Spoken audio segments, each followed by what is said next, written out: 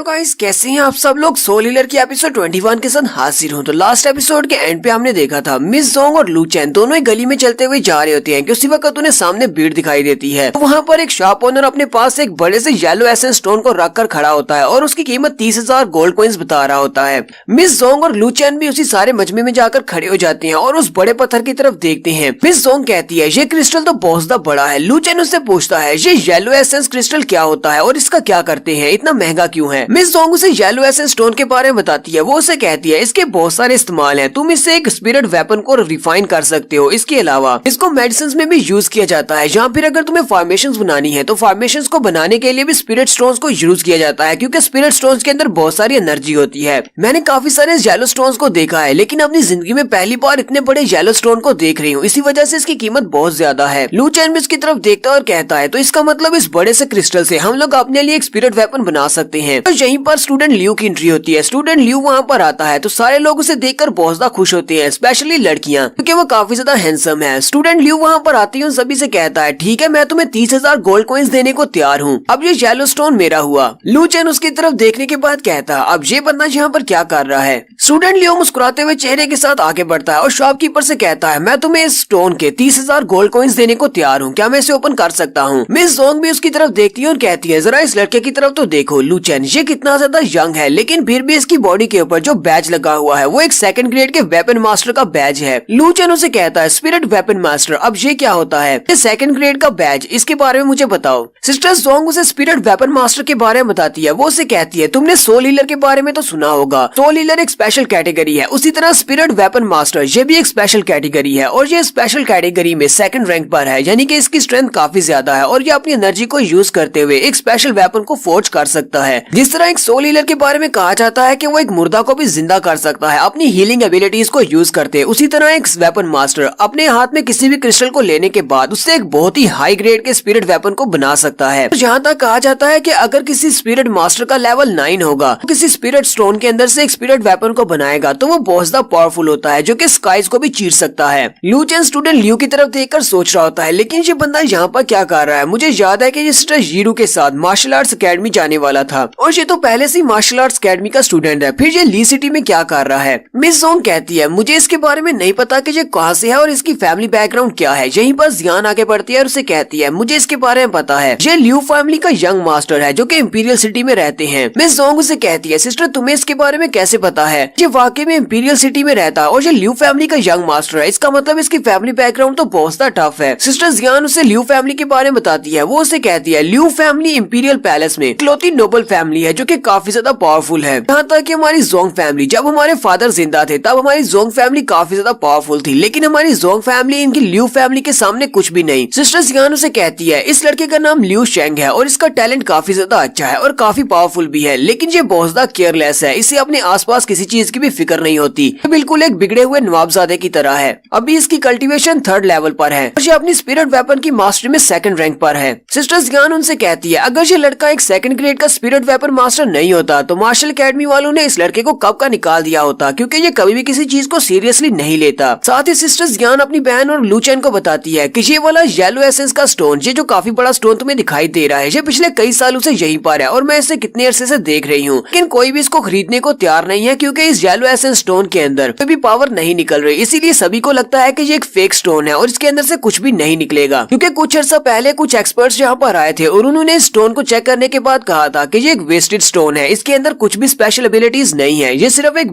बड़ा सा yellow stone का जंक है और कुछ भी नहीं। इसलिए अगर कोई भी इसके ऊपर 30,000 गोल्ड कॉइंस खर्च करेगा और इसको खरीदेगा तो उसे कोई भी फायदा नहीं होने वाला। लू चेन कहता है मुझे लगता है कि आज कुछ बहुत ही एक्स्ट्रा ऑर्डिनरी होने वाला है, चलो देखते हैं, क्योंकि इस लड़के ने इसको खरीद लिया है तो इसे कुछ ना कुछ तो पता होगा कि इसके अंदर से क्या निकलना है। स्टूडेंट लियू शॉपकीपर से कहता है ठीक है मुझे ये स्टोन चाहिए। वो कहता है हाँ क्यों नहीं, तुम इसको खरीद सकते हो। स्टूडेंट लियू अपने पास से थैली निकालता है जिसके अंदर 30,000 गोल्ड कॉइंस होते हैं। वो उसे देते हुए कहता है ये लो ये तुम्हारे पैसे हैं, चलो अब जल्दी से इसको ओपन करो। शॉपकीपर पैसों की थैली लेने के बाद काफी ज्यादा खुश हो जाता है। बाकी सारे देखने वाले भी काफी खुश होते हैं और कहते हैं वाह ये तो बहुत ज्यादा अमीर लड़का है। और साथ ही उसे कहते हैं चलो जल्दी से इसको ओपन करो, हम भी देखना चाहते हैं कि इस बड़े से क्रिस्टल के अंदर से क्या निकलता है, 30,000 गोल्ड कॉइंस में तुम्हें क्या मिला है। स्टूडेंट लियो उन सभी की बातें सुनने के बाद उस बंदे से कहता है चलो जल्दी से इसको ओपन करो। वो बंदा काफी ज्यादा घबरा जाता है और उसे कहता है लेकिन क्या तुम वाकई में इतने सारे लोगों के सामने इसको ओपन करवाना चाहते हो। सिस्टर जोंग जोंग लू चैन से कहती है, तुम्हें नहीं लगता कि वो शॉपकीपर इस बड़े स्टोन को ओपन करने से कतरा रहा है? मुझे लगता है कि उसे पहले से पता होगा कि ये एक वेस्टेड स्टोन है और इसके अंदर से कुछ भी नहीं निकलने वाला। स्टूडेंट ल्यू से उसके पैसे वापस ना मांग ले। लू चैन उसे कहता है, नहीं ऐसी बात नहीं है, असल में वो शॉपकीपर उसके सामने इसको ओपन इसलिए नहीं करना चाहता क्योंकि अगर उसके अंदर से कोई बहुत ही पावरफुल चीज निकली तो उस बेचारे शॉपकीपर को बहुत ज्यादा नुकसान हो जाएगा, इसलिए वो चाहता है कि ये घर जाकर इसको ओपन करे, उसे इस बारे में पता ना चले। अगर इसके अंदर से कोई वेस्ट मटेरियल निकलता है तो स्टूडेंट ल्यू गुस्सा हो जाएगा और इन सभी लोगों के सामने उसे सारे पैसे वापस करने पड़ेंगे। तो मुझे लगता है कि इसको ये कहना ठीक रहेगा कि इस वक्त सब कुछ किस्मत पे डिपेंड करता है कि स्टूडेंट ल्यू की किस्मत में क्या निकलने वाला है या फिर उस शॉपकीपर की किस्मत में क्या है। शॉपकीपर उसे कहता है, अच्छा ठीक है, अगर तुम चाहते हो कि इसे यहीं पर ओपन किया जाए तो मैं इसे ओपन कर देता हूँ, ये तो मेरी किस्मत है, इसके अंदर से क्या निकलेगा, अगर महंगी चीज निकली तो भी मेरा नुकसान, अगर अच्छी चीज निकली तो फिर तुम्हारा फायदा। लेकिन जैसे ही वो अपने नाइफ के साथ उस क्रिस्टल को तोड़ने लगता है या काटने लगता है, स्टूडेंट ल्यू से कहता है, रुको, मुझे नहीं लगता कि तुम्हें स्पिरिट स्टोन को ओपन करने का सही तरीका आता है, जरा हटो, मैं इस स्पिरिट वेपन को ओपन करता हूँ, क्योंकि जिस तरह तुम इसको काटने की कोशिश कर रहे हो इस तरह तो मेरे 30,000 गोल्ड कॉइन जाया हो जाएंगे। शॉपकीपर उसे कहता है, अच्छा ठीक है, तुम खुद ही से ओपन कर लो। ल्यू शेंग आगे बढ़ता है और उसके हाथ से उसका नाइफ पकड़ लेता है और कहता है, अच्छा ठीक है, दो मैं इसे ओपन करता हूँ। और साथ ही वो अपने वेपन को हाथ में पकड़ने के बाद अपनी स्पिरिट एनर्जी को रिलीज करता है, क्योंकि वो एक वेपन मास्टर है, इसीलिए उसकी स्पिरिट एनर्जी भी वेपन मास्टरी के रिलेटेड है। वो अपनी एनर्जी को रिलीज करने के बाद अपने नाइफ को बड़ी तेजी के साथ उस बड़े से येलो स्टोन के ऊपर घुमाता है, तो उस येलो स्टोन के ऊपर से छोटे छोटे पीसेस उतर जाते हैं और उसके नीचे से एक येलो स्टोन ही निकलता है। देखने वाले सारी बहुत ज्यादा हैरान भी होते हैं और हंस भी रहे होते हैं। वो कहते हैं, इस लड़के के तो 30,000 गोल्ड कॉइन जाया हो गए, इस बड़े से येलो स्टोन के अंदर से तो कुछ भी नहीं निकला, इसके अंदर तो बिल्कुल वैसे ही येलो स्टोन है, ये बिल्कुल कचरा है, इस लड़के के पैसे जाया हुए हैं। लेकिन ल्यू शेंग हंस रहा होता है क्योंकि उसे तो पता होता है कि इस येलो स्टोन के अंदर क्या है। वो कहता है, मुझे लगा ही था कि मेरा गैस गलत नहीं हो सकता, उस येलो स्टोन के अंदर काफी सारी रोशनी निकल रही होती है। लू चैन, सिस्टर जोंग और सिस्टर जियान तीनों ये देखकर बहुत ज्यादा हैरान होती हैं और कहते हैं, कहीं ऐसा तो नहीं कि इस पत्थर के अंदर से सुपर्ब येलो एसेंस स्टोन निकला है, यानी जो कि एक बहुत ही हाई क्वालिटी का येलो स्टोन एसेंस है। सिस्टर जियान कहती है, अगर वाकई में इसके अंदर एक सुपर्ब येलो स्टोन एसेंस है तो इसका मतलब ये तो बहुत ज्यादा महंगा है और 30,000 में उस शॉपकीपर ने इसे बेचकर अपना बहुत बड़ा घाटा करवा लिया।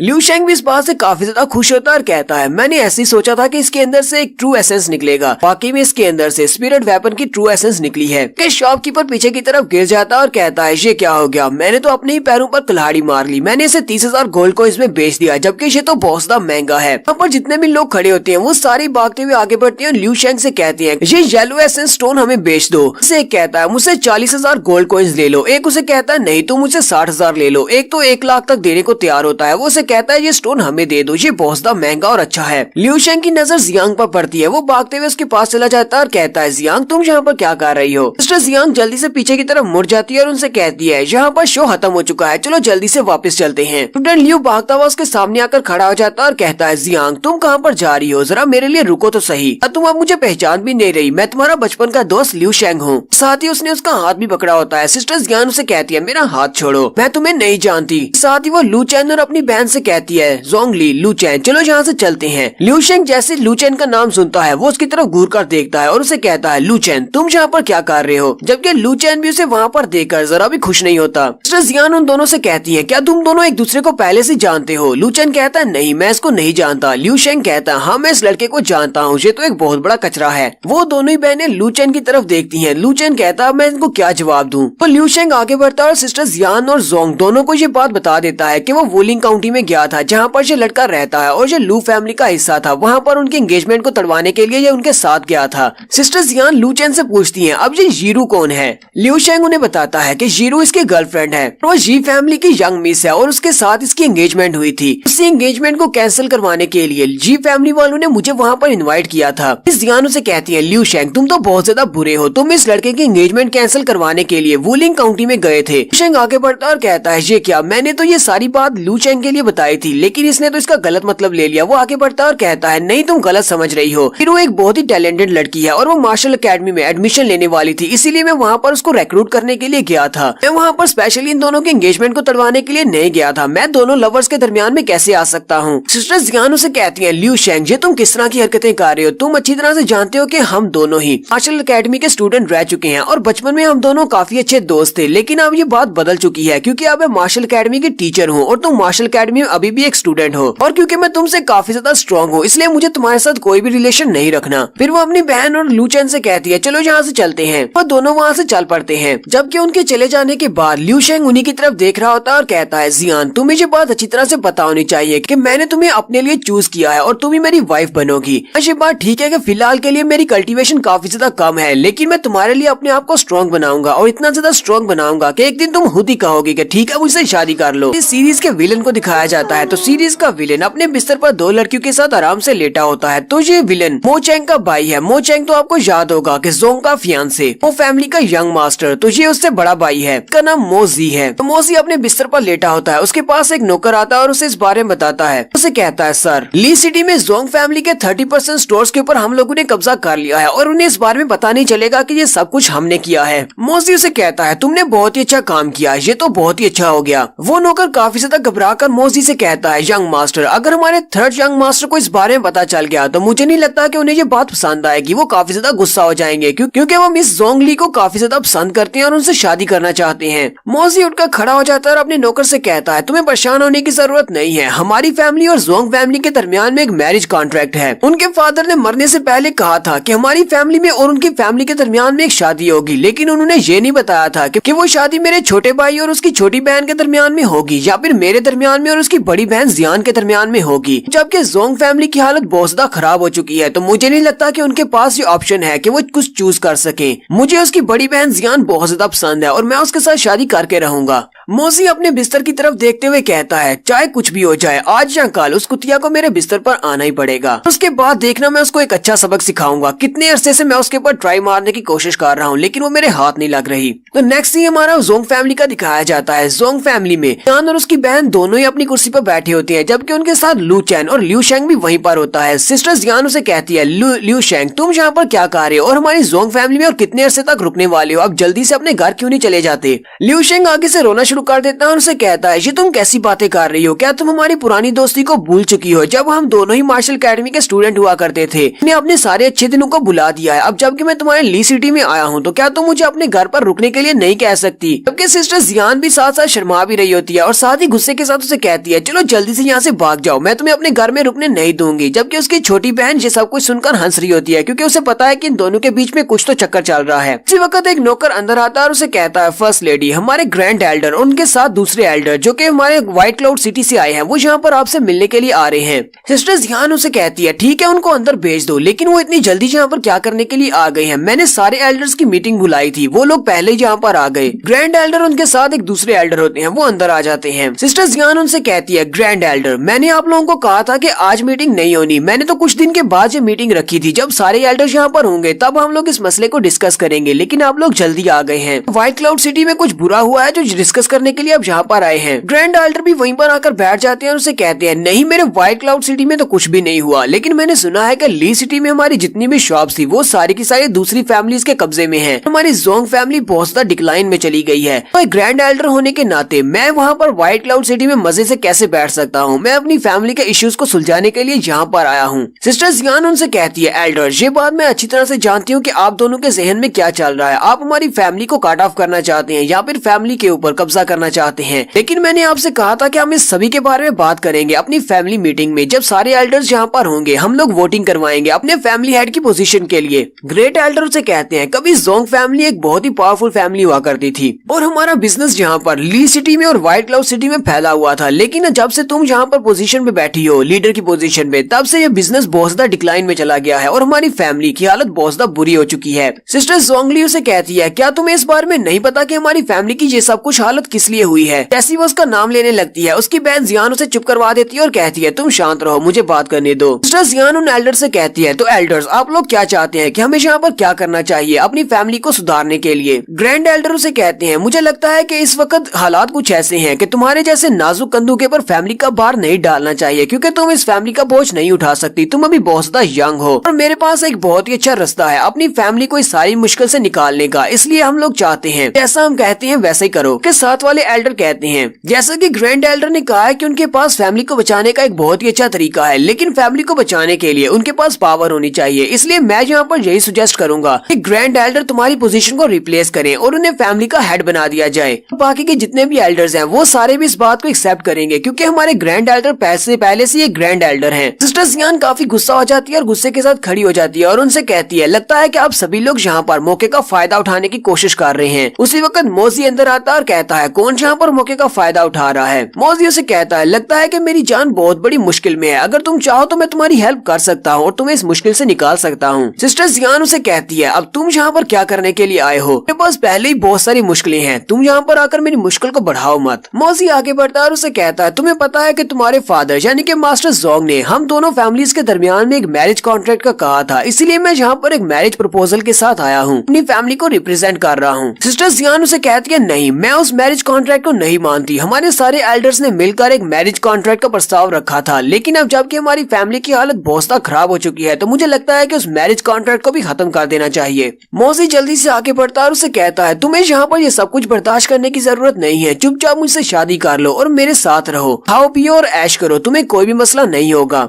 कीपर वी आगे बढ़ता है और उसे कहता है, मिस्टर मो, मुझे लगता है कि आपको थोड़ा सा पीछे रहकर बात करनी चाहिए। जबकि ल्यू शेंग भी गुस्से के साथ उठकर खड़ा हो जाता है और उसके ऊपर अटैक करने लगता है। लू चेन उसका हाथ पकड़ता है और कहता है, तुम कहाँ पर जा रहे हो? तुम इतने स्ट्रॉन्ग नहीं हो, यहीं पर बैठकर देखो क्या होने वाला है। मौजी सिस्टर जियान से कहता है, तुम्हें पता है कि तुम्हारे फादर ने सिर्फ मैरिज का कहा था, उन्होंने ये नहीं कहा था कि मैरिज किसकी होने वाली है। अब जबकि मैं भी सिंगल हूँ और तुम भी सिंगल हो तो फिर क्यों ना हम दोनों आपस में शादी कर लें। मेरी छोटी बहन को मेरे भाई से शादी करने की जरूरत नहीं है। सिस्टर जियान उसकी बात सुनकर गुस्सा हो जाती है और कीपर वी से कहती है, कीपर वी, इस मेहमान को इज्जत के साथ बाहर फेंक दिया जाए। कीपर वी भी जल्दी से अपनी तलवार पे हाथ रखता है और उसे कहता है, मिस्टर मो, प्लीज आप चुपचाप यहाँ से चले जाएं, वरना मुझे ऐसा करना पड़ेगा। मौजी कीपर वी की तरफ देखता है तो वो भी घबरा जाता है। मौजी उसे कहता है, चलो ठीक है, मुझे नहीं लगता कि तुम लोग मुझे आज यहाँ पर वेलकम करने वाले हो, लेकिन बहुत ही जल्दी मेरा वक्त भी आएगा, अभी मैं यहाँ से चला जाता हूँ। और साथ ही वो उसे कहता है, एक उड़ने वाला पंछी जब आसमान से गिर जाता है तो बिल्कुल एक चिकन की तरह होता है, तो कोई भी उसे पकड़कर खा सकता है। मुझे पता है कि तुम मेरी सारी बात को समझ रही हो, मुझे सभी कुछ यहाँ पर ओपनली कहने की जरूरत भी नहीं है। और इतना कहने के बाद वो पीछे की तरफ मुड़ता है और साथ ही ग्रेट एल्डर की तरफ देखकर मुस्कुराता है। ग्रेट एल्डर भी उसकी तरफ देखते हैं और इशारों में कोई बात करते हैं और फिर वो वहाँ से चला जाता है। उसके चले जाने के बाद ग्रेट एल्डर और दूसरे एल्डर दोनों ही उठकर खड़े हो जाते हैं और उसे कहते हैं, जियान, तुम इतनी ज्यादा गुस्से में क्यों हो? तुम्हें पता है कि एक लड़की को आज न कल तो शादी करनी है, तो क्यों ना तुम आज ही शादी कर लो और पोजीशन को छोड़कर किसी मर्द को यहाँ पर हेड की पोजीशन पर बैठने दो। जाओ और जाकर मौसी के साथ शादी करने के बाद अपनी फैमिली बनाओ ताकि तुम अपने बच्चों को संभाल सको। जोंग फैमिली की हेड की पोजीशन तुम्हारे लिए नहीं है। फिर साथ ही वो दोनों एल्डर्स हंसते हुए वहाँ से बाहर चले जाते हैं। सिस्टर जोंग कहती है, ये एल्डर्स तो बहुत ज्यादा बुरे हैं, ये किस तरह यहाँ पर इतनी गंदी बातें करके गए हैं, इन सभी को तो सबक सिखाना चाहिए। सिस्टर जियान अपनी बहन से कहती है, तुम अपने ग्रैंड एल्डर के बारे में तो जानती हो, वो इस वक्त एक 6 लेवल के फाइटिंग स्पिरिट मास्टर हैं।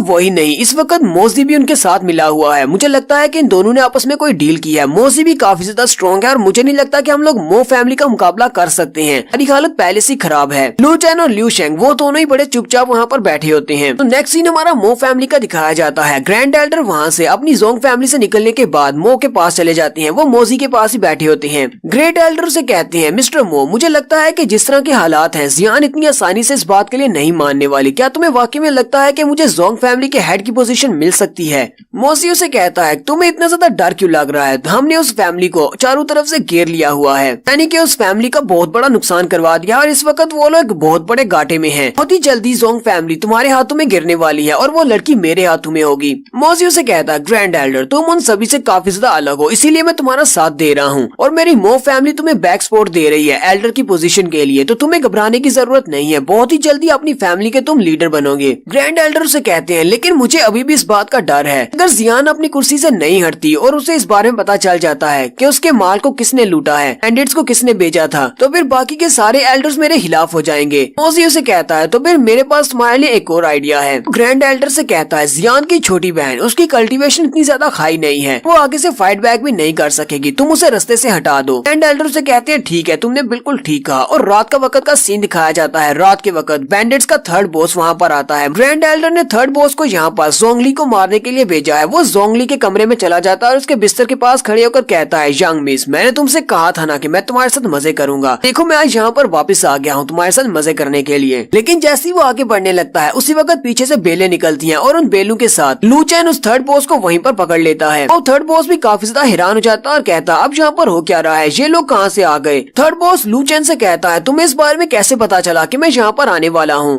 लू चैन उसे कहता है क्या तुम्हें लगता है कि हम लोग इतने बड़े बेवकूफ हैं। आज यहाँ पर ग्रेट एल्डर आए थे हमारी फैमिली में बहस करने के लिए और उसके साथ मोजी भी था। तुम्हें लगता है कि हमें इस बारे में समझ नहीं आएगी कि वो दोनों यहाँ पर कुछ ना कुछ खिचड़ी तो पका रहे हैं। इसलिए आज रात के लिए मैंने इस पूरे के पूरे जोंग फैमिली के मेंशन को सिक्योर किया हुआ है। कोई भी यहाँ पर अगर आता तो मुझे पता चल जाता। तुमने तो यहाँ पर आकर बहुत बड़ी गलती कर दी। सिस्टर जोंगली आगे बढ़ती है और उसे कहती है तुम सभी लोग बहुत ज्यादा घटिया हो। पहले तुम सभी लोगों ने मेरे बहुत सारे लोगों को मार डाला और हमारे सारे के सारे कार्टून को भी चोरी कर लिया। और उसके बाद अब यहाँ पर तुम मुझे किडनैप करने के लिए आए हो ताकि तुम मेरी सिस्टर को ब्लैकमेल कर सको। थर्ड बॉस जल्दी से अपनी पावर्स को रिलीज करता है और लू चैन से कहता है चलो ये तो ठीक है कि तुमने मुझे गैस कर लिया कि मैं यहाँ पर आने वाला हूँ, लेकिन इस बात से क्या बदल जाएगा। तुम अपनी कल्टीवेशन के साथ मेरा मुकाबला तो नहीं कर सकते, तुम्हारा लेवल लो है। लू चैन भी ये देखकर काफी घबरा जाता है, जोंगली को पीछे की तरफ धक्का देता है और कहता है मिस जोंगली जल्दी से साइड पर हट जाओ, ये अपनी पावर्स को रिलीज करने वाला है। थर्ड बॉस के पास भी 20 टाइप की पावर होती है, वो अपनी 20 टाइप की पावर को रिलीज करता है। लू चैन की सारी बेलों को तोड़ देता है और साथ ही बड़ी स्पीड के साथ आगे बढ़ते हुए वो मिस जोंगली को उठा लेता है और उठाकर वहाँ से निकल जाता है। लू चैन पीछे से फिर से अपनी बेलों के साथ उसे पकड़ने लगता है, लेकिन जैसे ही वो अपनी बेलों को आगे भेजता है वहाँ पर एक एनर्जी ब्लास्ट होता है। सामने की तरफ से कोई उसके ऊपर अटैक करता है और उसकी एनर्जी बेलों को तोड़ देता है। मिस्टर जियान और कीपर वी भी भागते हुए बाहर आ जाते हैं और उसे कहते हैं लू चैन मेरी बहन कहाँ पर है। ग्रैंड एल्डर और उसके साथ दूसरे एल्डर वो दोनों वहीं पर हवा में खड़े होते हैं और उनसे कहते हैं तुम्हें उसके लिए परेशान होने की जरूरत नहीं है, तुम्हारी छोटी बहन हमारे पास बिल्कुल सेफ है।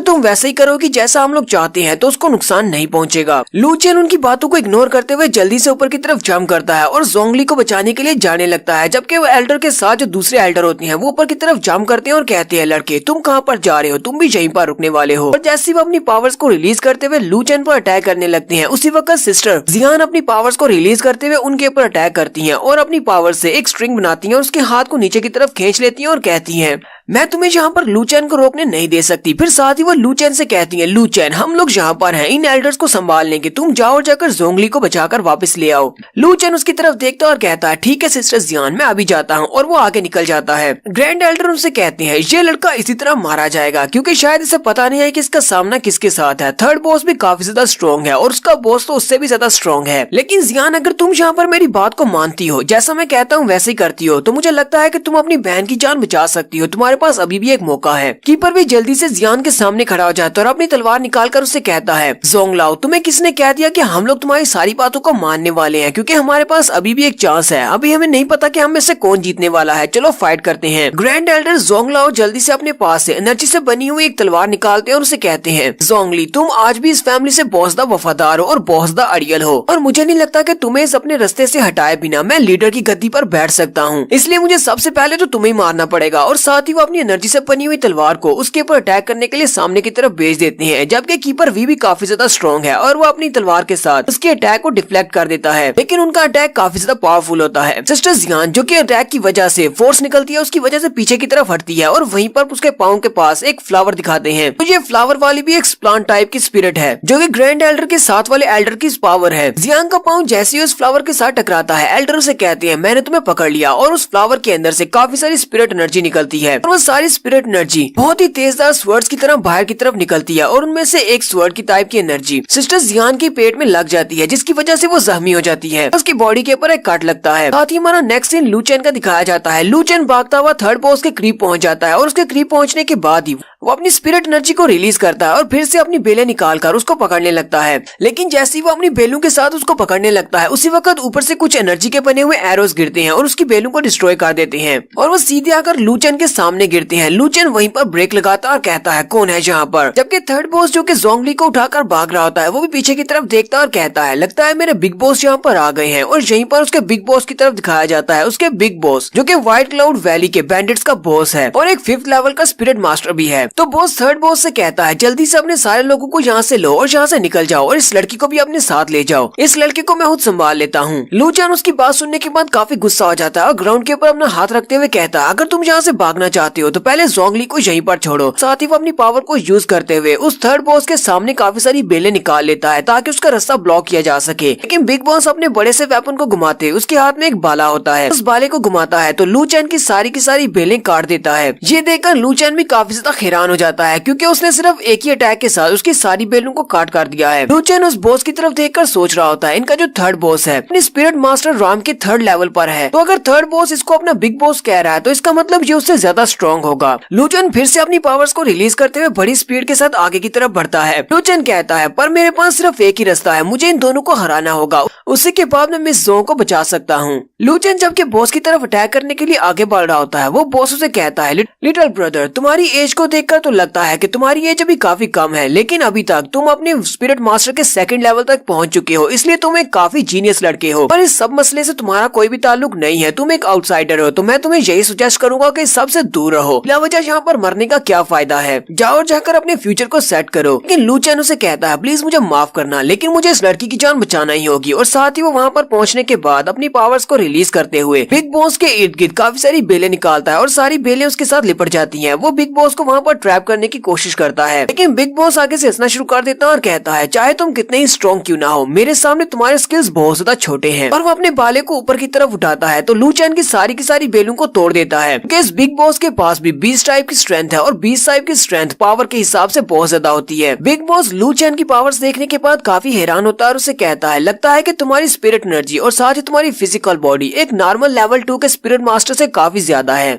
लेकिन अफसोस की बात तो ये है कि तुम कभी भी मेरा मुकाबला नहीं कर सकते क्योंकि तुम्हारा लेवल मुझसे बहुत ज्यादा लो है। इतने लेवल के साथ मेरे जैसे मास्टर का मुकाबला करना मुश्किल है। और वो अपने भाले के साथ ही लू चैन को पीछे की तरफ झटक देता है। लू चैन भी पीछे की तरफ जंप करने के बाद उसकी तरफ घूर घूर कर देख रहा होता है। वहीं पर उसे पीछे धुंध में किसी और बंदे का साया नजर आता है। उसे पता चलता है कि यहाँ पर कोई और भी है। वो उसे कहता है तुम वहाँ पर कब से छुप कर देख रहे हो, बाहर क्यों नहीं निकल आते? तुम यहाँ पर सिर्फ शो को एंजॉय करने के लिए आए हो या फिर हमारी हेल्प भी करोगे? थर्ड बॉस जो कि मिस जोंगली को लेकर वहाँ से भाग रहा होता है, उसी वक्त उसके सामने लिू शेंग आकर खड़ा हो जाता है। थर्ड बॉस भी ये देखकर काफी ज्यादा हैरान हो जाता है और कहता है अब ये लड़का कहाँ से आ गया? थर्ड बॉस और बिग बॉस दोनों ही उससे पूछते हैं तुम कौन हो? लिू शेंग वहाँ पर आने के बाद लू चैन से कहता है तुम्हें कब पता चला कि मैं यहाँ पर हूँ? लू चैन उसे कहता है जब मैंने बिग बॉस के ऊपर अटैक किया था और ये मुझे आगे बढ़ने से रोक रहा था, उस वक्त से तुम यहीं पर धुंध में छुपे हुए थे, मैंने तुम्हें देखा। लिू शेंग उसकी बात सुनने के बाद हंसना शुरू कर देता है और कहता हाँ तुमने बिल्कुल ठीक कहा, मुझे जियान ने यहाँ पर भेजा था तुम्हारी हेल्प करने के लिए और अपनी बहन को बचाने के लिए। जब मैं यहाँ पर आया और मैंने देखा कि तुम काफी ज्यादा स्ट्रॉन्ग हो और अच्छे से फाइट कर रहे हो, तो मैंने कहा क्यों ना यहाँ पर खड़े होकर थोड़ी देर शो को एंजॉय कर लिया जाए ताकि इस लड़की को तुम ही बचाओ। लू चैन गुस्से के साथ उसे कहता है तुम्हारी कल्टीवेशन मुझसे काफी ज्यादा हाई है क्योंकि तुम्हारा लेवल अप है, लेकिन तुम यहाँ पर मेरी हेल्प करने की बजाय यहाँ पर सिर्फ तमाशा देख रहे हो। मैं वापस जाने के बाद सिस्टर जियान को इस बारे में बताऊंगा, उसके बाद देखते हैं कि सिस्टर जियान तुम्हारे साथ क्या करती है। लिू शेंग उसे कहता अब बस भी करो, ये तुम कैसी बात कर रहे हो? क्या तुम मेरे साथ ऐसा करोगे? पता है ना कि मैं तुम्हारा फ्यूचर का जीजा हूँ। जबकि थर्ड बॉस और बिग बॉस दोनों ही उन दोनों की बातें सुन रहे होते हैं। क्या है ये दोनों बेवकूफ यहाँ पर कैसी बातें कर रहे हैं?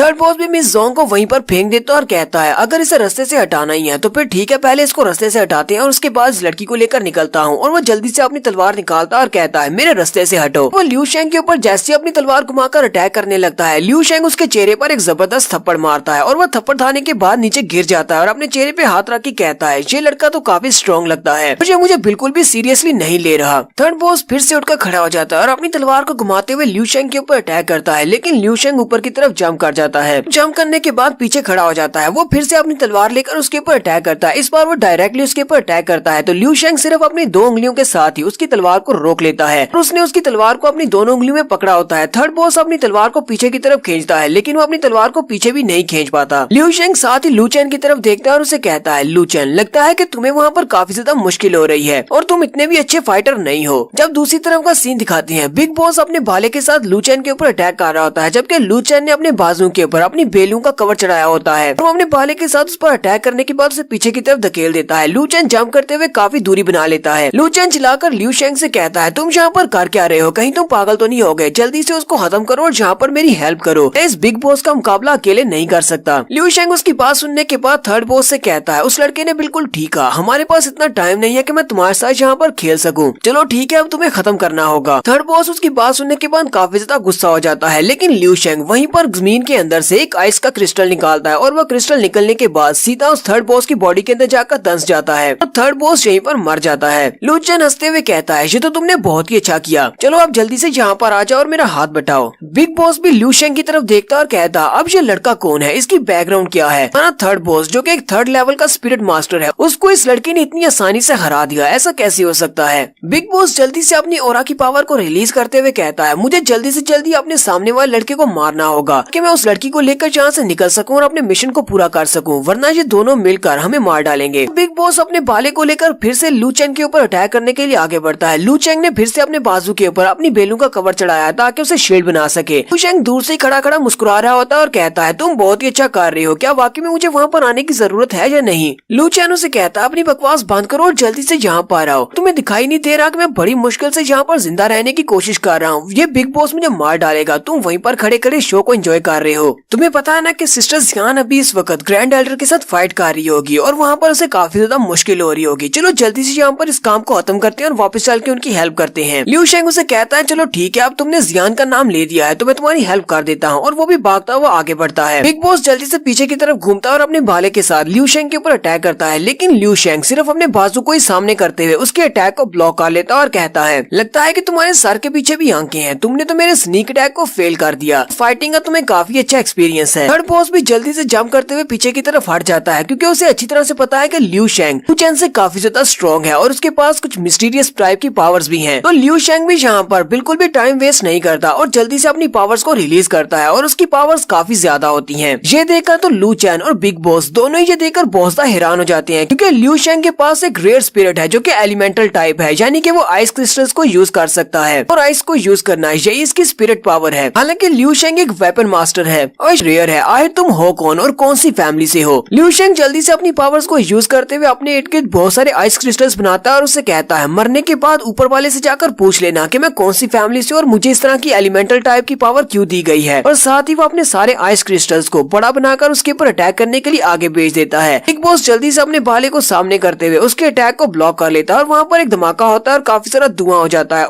लू चेंग इससे काफी ज्यादा खुश होता है और कहता है, लो हमारा काम तो हो गया, हमने तो बॉस को हरा भी दिया। इस सामने की तरफ से बहुत ही जबरदस्त एनर्जी निकलती है और जैसी एनर्जी ही निकलती है उसी वक्त धुआं भी हट जाता है और बिग बॉस की तरफ दिखाते हैं। उसके हाथ में जो वेपन होता है वो एक मीडियम ग्रेड का स्पिरिट वेपन होता है और उसने अपने मीडियम ग्रेड के स्पिरिट वेपन से उन सारे आइस क्रिस्टल्स को डिस्ट्रॉय कर दिया होता है और साथ ही वो अपनी एनर्जी को भी रिलीज कर रहा होता है। अब लिू शेंग और लू चेन उसे देखकर काफी ज्यादा हैरान होते हैं। बिग बॉस हंसते हुए उन दोनों से कहता है, तुम्हें क्या लगा था कि मुझे मारना इतना आसान होगा? मैं यहाँ पर बैंडिट्स का बिग बॉस हूँ, कोई आम सा लुच्चा लफंगा नहीं हूँ। फिर वो अपने स्पिरिट वेपन को लेकर उनके ऊपर अटैक करने के लिए आगे बढ़ता है। तो वो सबसे पहले लिू शेंग के ऊपर अटैक करता है। लिू शेंग अपनी आइस पावर को यूज करते हुए सामने की तरफ एक शील्ड बनाता है ताकि अपने आप को इससे बचा सके, लेकिन उसका स्पिरिट वेपन काफी स्ट्रॉन्ग होता है और वो उसकी आइस शील्ड को तोड़ देता है। लिू शेंग चिल्लाकर लू चेंग से कहता है, इस बंदे के पास जो स्पीयर है वो एक स्पिरिट वेपन है, वो भी सेकंड ग्रेड का। लू चेंग उसे कहता है, लेकिन तुम्हें इस बारे में कैसे पता चला कि उसके पास एक मीडियम ग्रेड का स्पिरिट वेपन है? लिू शेंग उसे कहता है, ये बिग बॉस अपनी कल्टीवेशन के हिसाब से इस वक्त लेवल 4 पर है और इसके लेवल 4 के साथ अगर ये इस बाले को यूज कर रहा होता एक नॉर्मल बाले को, ये कभी मेरी शील्ड को नहीं तोड़ पाता। इसका मतलब तो यही है कि इसके पास जो स्पिरिट वेपन है वो एक मीडियम ग्रेड का स्पिरिट वेपन है। बिग बॉस भी हंसते हुए उससे कहता है, तुम्हारी नजर तो काफी तेज है। हाँ, वाकई में ये एक मीडियम ग्रेड का स्पिरिट वेपन है। फिर से वो उस पर अटैक करने के लिए आगे बढ़ता है। वो लिू शेंग के ऊपर बार बार अटैक करता है। वो अपने बाले को घुमाकर उसके ऊपर स्ट्राइक्स लगा रहा होता है, लेकिन लिू शेंग भी अपने पास से अपनी आइस से बनी हुई एक तलवार बना लेता है और उसके अटैक्स को ब्लॉक करता है। लेकिन क्योंकि उसके पास एक रेयर वेपन है, इसी वजह से लिू शेंग की आइस की तलवार उसके सामने टिक नहीं पा रही। लिू शेंग कहता है, मुझे लगता है कि अब हम दोनों में विनर को डिसाइड करना काफी मुश्किल हो गया है। साथ ही लिू शेंग कहता है, मेरे पास एक आइडिया है, मुझे इसे ट्राई करना पड़ेगा। और वो अपनी जेब से अपने पास से एक कवच निकालता है और उस कवच को लू चेंग की तरफ फेंक देता है और कहता है, लू चेंग, ये एक स्पेशल आर्मर है, इसका नाम क्लाउड ब्रेकर आर्मर है, इसको मैंने बनाया था, लेकिन ये मेरी फाइटिंग स्पिरिट के साथ मैच नहीं होता, इसी वजह से मैं इसको इस्तेमाल नहीं कर सकता। तुम इसको पहन कर देखो, शायद ये तुम्हारी फाइटिंग स्पिरिट के साथ मैच हो जाए। इससे तुम्हारी स्ट्रेंथ और सेफ्टी दोनों बढ़ जाएंगी। अगर तुमने इसको पहन लिया और इसको यूज करना सीख लिया, उसके बाद इस बॉस के ऊपर अटैक करो ताकि इसका ध्यान भटकाया जा सके। लू चेंग जल्दी से उस जीरा को पहन लेता है और कहता है, मेरी फाइटिंग स्पिरिट इसके साथ रेजोनेट कर रही है, इसका मतलब यह है कि ये एक बहुत ही अच्छा स्पिरिट वेपन है, मैं पहली बार किसी स्पिरिट वेपन को यूज कर रहा हूँ। तो लू चेन अपने उस स्पिरिट वेपन को पहन लेने के बाद अपनी बेलों को रिलीज करता है और अटैक करने के लिए आगे बढ़ता है। वो अपनी बेलों के साथ बिग बॉस के ऊपर अटैक करता है, लेकिन बिग बॉस अपने स्पिरिट वेपन को पीछे की तरफ घुमाते हुए उसकी सारी बेलों को काट देता है या डिस्ट्रॉय कर देता है। और साथ ही वो लू चेन के ऊपर 2-3 स्ट्राइक्स लगाता है और वो सारी एनर्जी रिलीज होने के बाद लू चेन के कवच के साथ टकराती है, लेकिन लू चेन को ज्यादा नुकसान नहीं पहुंचता। उसी वक्त लिू शेंग आगे बढ़ता है और अपनी आइस क्रिस्टल के साथ उसके ऊपर पीछे से अटैक करता है। बिग बॉस पीछे की तरफ देखता है कि लिू शेंग उसके ऊपर अटैक करने वाला है। उसी वक्त लू चेंग नीचे बैठ जाता है और ग्राउंड पर अपने हाथों को मारते हुए अपनी स्पिरिट एनर्जी को रिलीज करता है और ग्राउंड के अंदर से बेले निकालता है और बिग बॉस को फिर से अपनी बेलों के अंदर लपेट लेता है। इस बार उसने अपनी बेलों के साथ बिग बॉस को लपेटा है। वो काफी ज्यादा स्ट्रॉन्ग है क्योंकि उसने कवच पहना हुआ है जिसके अंदर स्पिरिट एनर्जी थी और स्पिरिट एनर्जी की वजह से लू चेंग की पावर भी बड़ी है। बिग बॉस कहता है इस बार इसकी बेलों की स्ट्रेंथ पहले से ज्यादा है, मैं इसको इतनी आसानी से नहीं तोड़ पाऊंगा, मैं यहाँ से नहीं निकल सकता। लू चेंग चिल्लाकर लिू शेंग से कहता है, लिू शेंग चलो जल्दी से करो, मैं यहाँ पर इसे ज्यादा देर तक नहीं रोक सकता। तो लिू शेंग भी जल्दी से अपनी स्पिरिट एनर्जी को रिलीज करते हुए अपने हाथ में आइस क्रिस्टल से बनी हुई एक बड़ी सी तलवार बनाता है और उस तलवार को सामने की तरफ रिलीज कर देता है। बॉस को भी पता चल जाता है कि अब उसका अंत आ चुका है और वो मरने वाला है। तो वो उसकी आइस की बनी हुई क्रिस्टल की तलवार वो उसकी बॉडी के आर पार हो जाती है और जहाँ पर ये दोनों मिलकर इस बॉस को भी मार देते हैं। बॉस चिल्ला रहा होता है और उसके मुंह से ब्लड निकल रहा होता है। बॉस कहता है मुझे तो यकीन नहीं हो रहा कि मैं 2 छोटे बच्चों के हाथों से मरने वाला हूँ, मैं बैंडिट्स का बॉस हूँ, लेकिन यहाँ पर इन लोगों ने मुझे मार डाला। लिू शेंग आगे बढ़ता है और अपनी आइस क्रिस्टल की तलवार को बाहर निकालता है। तो उसी वक्त वो नीचे गिर जाता है और गिरने के साथ ही वो वहीं पर मर जाता है। लू चेन भागता हुआ आगे बढ़ता है और लिू शेंग से कहता है, लिू शेंग चलो जल्दी से वापस चलते हैं, वहाँ पर वो एल्डर्स के साथ फाइट कर रहे होंगे, हमें उनकी जाकर हेल्प करना होगी। नेक्स्ट सीन हमारा जोंग फैमिली का दिखाया जाता है। जोंग फैमिली में जहाँ पर फाइट हो रही है, मिस जियान की फाइट सेकंड एल्डर के साथ हो रही है कि कीपर वी ग्रैंड एल्डर के साथ फाइट कर रहा है। सेकंड एल्डर ने अपने हाथ के ऊपर एक फ्लावर को निकाला होता है जो कि उनके प्लांट टाइप की एनर्जी है। जियान जख्मी होने के बाद नीचे गिरी होती है। सेकंड एल्डर से कहते हैं, यंग मिस प्लीज मुझे माफ करना, मुझे लगता है कि मुझे ये करना ही पड़ेगा। और वो अपने फ्लावर को आगे भेजता है उसके ऊपर अटैक करने के लिए। वो उस फ्लावर के साथ उसकी जान लेने वाला है, पर वी भी जल्दी से पीछे की तरफ देखता और कहता है, ये तुम क्या करने वाली हो, और जैसे उसे बचाने के लिए आगे बढ़ने लगता है। ग्रैंड एल्डर अपनी तलवार के साथ उसके ऊपर अटैक करते हैं और उसकी बॉडी के ऊपर एक कट लगा देते हैं जिससे वो भी जख्मी हो जाता है और अपने घुटनों पर आ जाता है। ग्रैंड एल्डर से कहते हैं, तुम मेरे साथ यहाँ पर फाइट करते हुए किसी दूसरी तरफ कैसे देख सकते हो, तुम्हें अपना ध्यान नहीं भटकाना चाहिए। कीपर भी अभी भी काफी ज्यादा परेशान है, वो पीछे की तरफ ही देख रहा है कि जियान के साथ क्या होने वाला है। सेकंड एल्डर अपने हाथ में उन्होंने जो फ्लावर बनाया था वो उस फ्लावर को रिलीज कर देते हैं, जियान को मारने लगे हैं, लेकिन जैसे ही वो फ्लावर उसके पास पहुंचता है उसी वक्त वो आइस का क्रिस्टल बांधकर नीचे गिर जाता है। सेकंड एल्डर भी ये देखकर काफी ज्यादा हैरान हो जाते हैं और कहते हैं, अब यहाँ पर कौन आ गया, ये आइस की पावर कौन यूज कर सकता है। वो अपने आसपास देखते हैं। लिू शेंग वहाँ पर आता है और मिस जोंग के सामने आकर खड़ा हो जाता है और उसे कहता है, तुम्हारी हिम्मत कैसे हुई मेरी होने वाली वाइफ पर हाथ डालने की। मिस जियान भी ये देखकर काफी ज्यादा हैरान हो जाती है कि लिू शेंग यहाँ पर उसकी हेल्प करने के लिए आया है। ग्रैंड एल्डर उन दोनों की तरफ देखते हैं कि मिस जोंग को भी वो लोग बचा कर ले आए हैं। वो कहते हैं, सारे के सारे बैंडिट्स बहुत ज्यादा बेकार हैं, पहली बार भी वो मेरे मिशन को पूरा नहीं कर पाए थे और इस बार उनका बिग बॉस भी साथ था, लेकिन फिर भी उन्होंने मिशन को नाकाम कर दिया। ग्रैंड एल्डर सेकंड एल्डर से कहते हैं, चलो छोड़ो उन सारे बेवकूफों को, लगता है कि अब इस सब की शुरुआत कर दी है तो इसे यहीं पर खत्म करना होगा, इन सभी को यहीं पर मार डालो। सेकंड एल्डर जल्दी से अपनी चारों उंगलियों के दरमियान में 4 और फूल निकालते हैं और उन चारों को सामने की तरफ रिलीज करते हुए उन चारों के ऊपर अटैक करते हैं, लेकिन लिू शेंग उसके पास तो एलिमेंटल टाइप की स्पिरिट एनर्जी है। ऐसी वो फ्लावर उनके पास पहुंचते हैं, लिू शेंग उन सारे फ्लावर्स को हवा में आइस क्रिस्टल बना देता है और वो सारे नीचे गिर जाते हैं। सेकंड एल्डर ये देखकर बहुत ज्यादा हैरान होती है और कहते हैं, ऐसा कैसे हो सकता है। कहीं पर लू चेन अपनी पावर्स को यूज करता है, वो अपनी बेलू के साथ सेकंड एल्डर को उनमें लपेट लेता है। जैसे ही वो सेकंड एल्डर को अपनी बेलू में लपेटता है, लिू शेंग जियान से कहता है, जियान चलो अब तुम्हारी बारी। जियान जल्दी से अपने वायलिन को उठाती है या फिर गिटार टाइप का जो भी है उसको बचाती है, तो उसके अंदर से तरंगे निकलती हैं। उनमें से एक तरंग स्लैश की तरह सामने की तरफ जाती है जिससे वो सेकंड एल्डर की गर्दन उड़ा देती है। सेकंड एल्डर यहाँ पर मर गए हैं, अब सिर्फ ग्रैंड एल्डर बचे हैं जो कि उस वहाँ पर दूसरी तरफ कीपर वी से फाइट कर रहे हैं। जियान अपनी पावर यूज करने के बाद वहीं पर चकराती है और नीचे गिरने लगती है। लिू शेंग आगे बढ़ता है और उसे सहारा देते हुए कहता है, जियान क्या तुम ठीक हो? वो उसे कहती है, हाँ मैं ठीक हूँ, लेकिन मैं काफी जख्मी हो चुकी हूँ। लू चेन मिस ली को वहाँ पर उतारता है और उसकी बहन से कहता है, जियान तुम इसको अपने साथ लेकर रेस्ट करो, सब कुछ हम पर छोड़ दो, हम इन सभी को संभाल लेंगे। ग्रैंड एल्डर वहीं से अपनी तलवार को उनके ऊपर रिलीज करते हैं और कहते हैं, तुम सभी लोग, तुम सभी को मैं मार डालूंगा। उनकी तलवार उड़ती हुई जैसी उन सभी के पास पहुंचती है, कीपर भी जल्दी से उनके सामने आ जाता है और उसकी उड़ती हुई तलवार को अपने हाथ से पकड़ लेता है। कीपर भी अपनी मुट्ठी को बंद करते हुए उसकी तलवार को ब्लास्ट कर देता है और कहता है, हमारी हिम्मत कैसे हुई मेरे होते हुए यहाँ पर इन सभी को नुकसान पहुँचाने की। हालांकि कीपर वी की हालत भी काफी ज्यादा खराब है। ग्रैंड एल्डर जल्दी से आगे बढ़ते हैं और कहते हैं, तुम सभी लोग मेरे प्लान को फेल करने पर तुले हो, मुझे जोंग फैमिली का एल्डर बनना है। कीपर वी उसे कहता है मैं तुम्हें यहाँ पर कुछ भी ऐसा करने नहीं दे सकता। हमारी यंग मिस इस वक्त इस फैमिली की लीडर है और वही हमेशा इस फैमिली की लीडर रहेंगी। इस फैमिली का लीडर बनने नहीं दिया जा सकता। चैन भी अपनी बेलून को रिलीज करता है और उसके एक हाथ को पकड़ लेता है, जबकि दूसरी तरफ से लिू शेंग अपनी पावर्स को यूज करते हुए उसके ऊपर आइस से अटैक करता है और उसके दूसरे हाथ को आइस में जमा देता है। ग्रैंड एल्डर अभी भी हंस रहे होते हैं और कहते हैं तुम्हें लगता है कि तुम लोगों ने मुझे यहाँ पर ट्रैप कर लिया है, वो भी अपने इन छोटे मोटे स्किल्स के साथ, क्योंकि उन दोनों ने अपनी पावर्स के साथ ग्रैंड एल्डर के दोनों हाथों को पकड़ रखा था। ग्रैंड एल्डर अपने दोनों हाथों को खींचकर एक साइड पर ले आते हैं, क्रॉस बनाते हैं, जिससे वो दोनों उसके साथ खींचे जाते हैं और कीपर वी के साथ टकरा जाते हैं। यहीं पर ग्रैंड एल्डर अपनी पावर्स को रिलीज करते हैं और उनकी पावर्स काफी ज्यादा होती हैं, क्योंकि वो एक 6 लेवल के स्पिरिचुअल मास्टर हैं। इसी वजह से वो यहाँ पर अपने स्पेशल मूव, जिसको हम लोग अल्टीमेट मूव भी कह सकते हैं, उसको यूज करने वाले हैं। उनके स्पेशल मूव का नाम 10,000 hectares of the thunder and lightning है। जैसे वो अपने स्पेशल मूव को यूज करते हैं, हीवन के ऊपर से पर्पल कलर की लाइटनिंग गिरना स्टार्ट होती है और वो सारी लाइटनिंग वहाँ पर फैल जाती है और आसपास बहुत सारी लाइटनिंग की पावर निकल रही होती है। कीपर वी उनसे कहता है ये इसका अल्टीमेट सोल स्किल है जिसको ये यहाँ पर यूज कर रहा है। ये यहाँ पर अपनी फाइटिंग स्पिरिट वाजरा को यूज कर रहा है। यूज करने से ये अपने अल्टीमेट स्किल को यूज कर सकता है, जिससे ये हीवन की लाइटनिंग को यहाँ पर बुला सकता है। ये इसका स्पेशल मूव है। मुझे नहीं लगता कि ये यहाँ पर सिर्फ हमें मारने वाला है, बल्कि ये पूरी की पूरी जोंग फैमिली को डिस्ट्रॉय कर देगा। कीपर भी उन दोनों से कहता है इसे यहाँ पर रोकना होगा, इससे पहले कि ये अपनी इस फॉर्मेशन को कंप्लीट कर ले। अगर इसने अपनी इस फॉर्मेशन को कंप्लीट कर लिया तो ये पूरी की पूरी जोंग फैमिली को डिस्ट्रॉय कर देगा। चलो जल्दी करो, इसे रोकते हैं।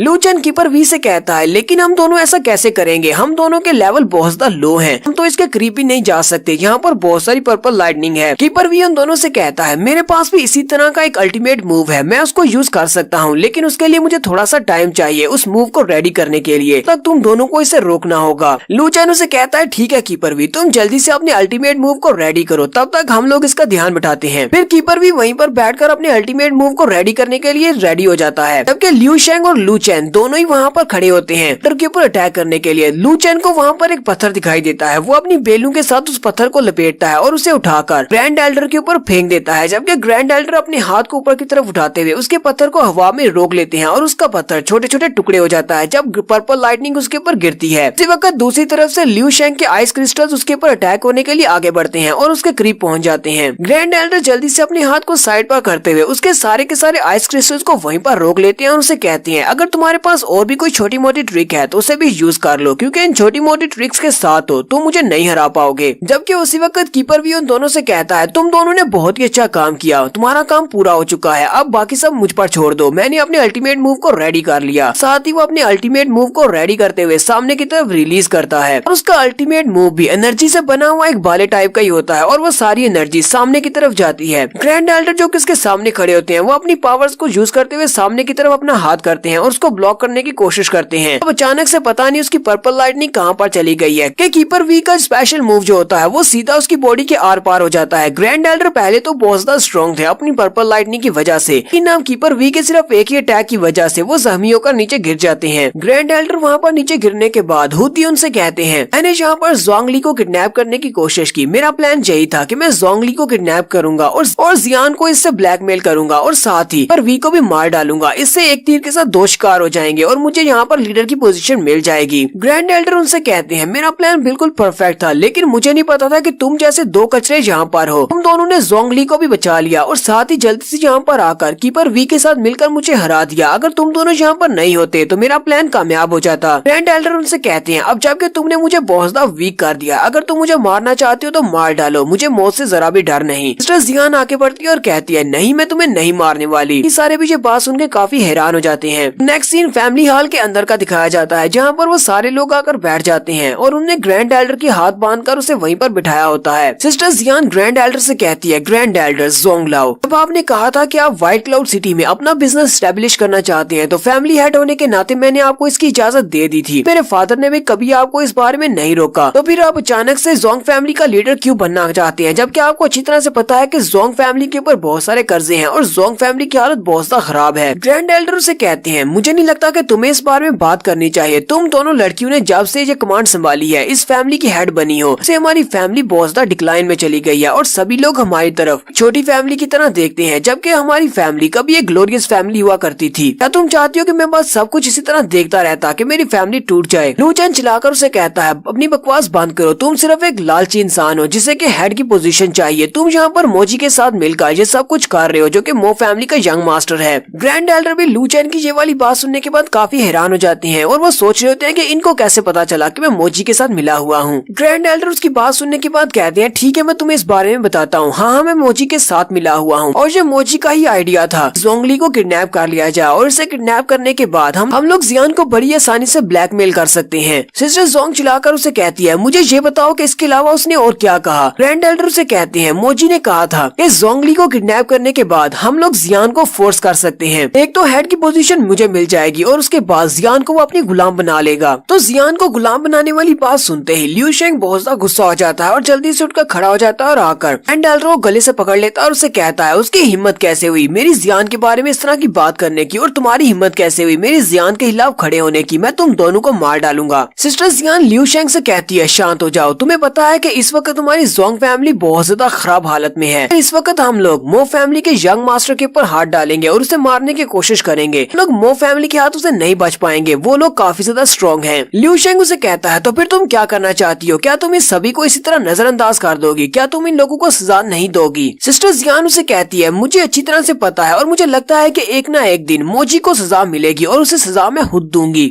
फिर वो अपने ग्रैंड एल्डर की तरफ देखती है और कहती है पर मैं इसकी जान नहीं लेना चाहती। वो कीपर वी को इशारा करती है, कीपर वी आगे बढ़ता है और जाकर ग्रैंड एल्डर के सामने खड़ा हो जाता है। ग्रैंड एल्डर उसे कहते हैं तुम यहाँ पर क्या करने के लिए आए हो, अब तुम क्या करने वाले हो। कीपर वी जल्दी से आगे बढ़ता है, ग्रैंड एल्डर को सर से पकड़ते हुए नीचे की तरफ झुका देता है और कहता है हमारी यंग मिस ने कहा है कि वो तुम्हें जिंदा रखना चाहती है, तुम्हें मारना नहीं चाहती, लेकिन इसका मतलब ये नहीं है कि तुम अपनी 6 स्टार वाली कल्टीवेशन को रख सकते हो। और साथ ही वो अपनी पाम को रेडी करते हैं, उसकी बैक के ऊपर एक जबरदस्त पंच मारता है और उसकी सारी की सारी मेरिडियंस को बर्बाद कर देता है। दोबारा से ये कभी भी अपनी फाइटिंग स्पिरिट को अवेकन नहीं कर सकता। ग्रैंड एल्डर भी वहीं पर चिल्लाना शुरू कर देते हैं क्योंकि अब उनकी मेरिडियंस बर्बाद हो चुकी हैं। पर भी जल्दी से अपनी तलवार निकालता है और अपनी तलवार को घुमाते हुए उसके हाथों पर जो रस्सियां बंधी होती हैं उनको काट देता है और कहता है चलो आज से तुम आजाद हो। ग्रैंड एल्डर वहीं पर बैठकर चिल्लाना शुरू कर देते हैं। कीपर भी उसे कहता है आज से तुम बिल्कुल आजाद हो, लेकिन तुम्हें अच्छी तरह से पता है कि फाइटिंग स्पिरिट मेनलैंड में, अगर तुम्हारे पास फाइटिंग स्पिरिट नहीं है तो तुम एक कचरे से ज्यादा कुछ भी नहीं हो। अब जाओ और जाकर एक ग्रैंड एल्डर की बजाय एक कचरे की जिंदगी गुजारो। नेक्स्ट सीन फैमिली के दरवाजे का दिखाया जाता है, पर वी सिस्टर जियान और सिस्टर जोंग तीनों ही मास्टर को उठाकर बाहर दरवाजे के फेंक देते हैं और कहते हैं अब जाओ यहाँ से चले जाओ। और फिर साथ ही वो लोग दरवाजा बंद करके अंदर चले जाते हैं। ग्रैंड एल्डर वहीं पर गिरे होते हैं, उनकी बहुत ज्यादा इंसल्ट होगी और ऊपर से उनकी मेडियंस भी बर्बाद हो चुकी हैं। वो उठकर खड़े होते हैं और गुस्से के साथ कहते हैं जियान तुम बस मेरा इंतजार करो, जब मैं अगली बार वापस आऊंगा तो मैं तुम्हें जरूर मार डालूंगा। लेकिन अभी वो गुस्से के साथ इसी बारे में सोच ही रहे होते हैं कि उसी वक्त उसके पेट के आर पार एक आइस क्रिस्टल हो जाता है। वहीं पर वो चिल्लाना शुरू कर देते हैं और फिर साथ ही वहीं पर गिरकर मर जाते हैं। लू चैन भी वहीं पर खड़ा होता है। लू चैन उससे कहता है लिू शेंग ये तुमने क्या किया, जियान ने इसकी जान बख्श दी, इसे जिंदा छोड़ दिया, तो फिर तुमने इसे मार क्यों दिया है। लिू शेंग उसे कहता है क्या तुम्हें लगता है कि ये इतनी आसानी से हार मान सकता है, जियान बहुत ज्यादा दयालु है, इसी वजह से उसने इसको मारने की बजाय इसे जिंदा छोड़ दिया है।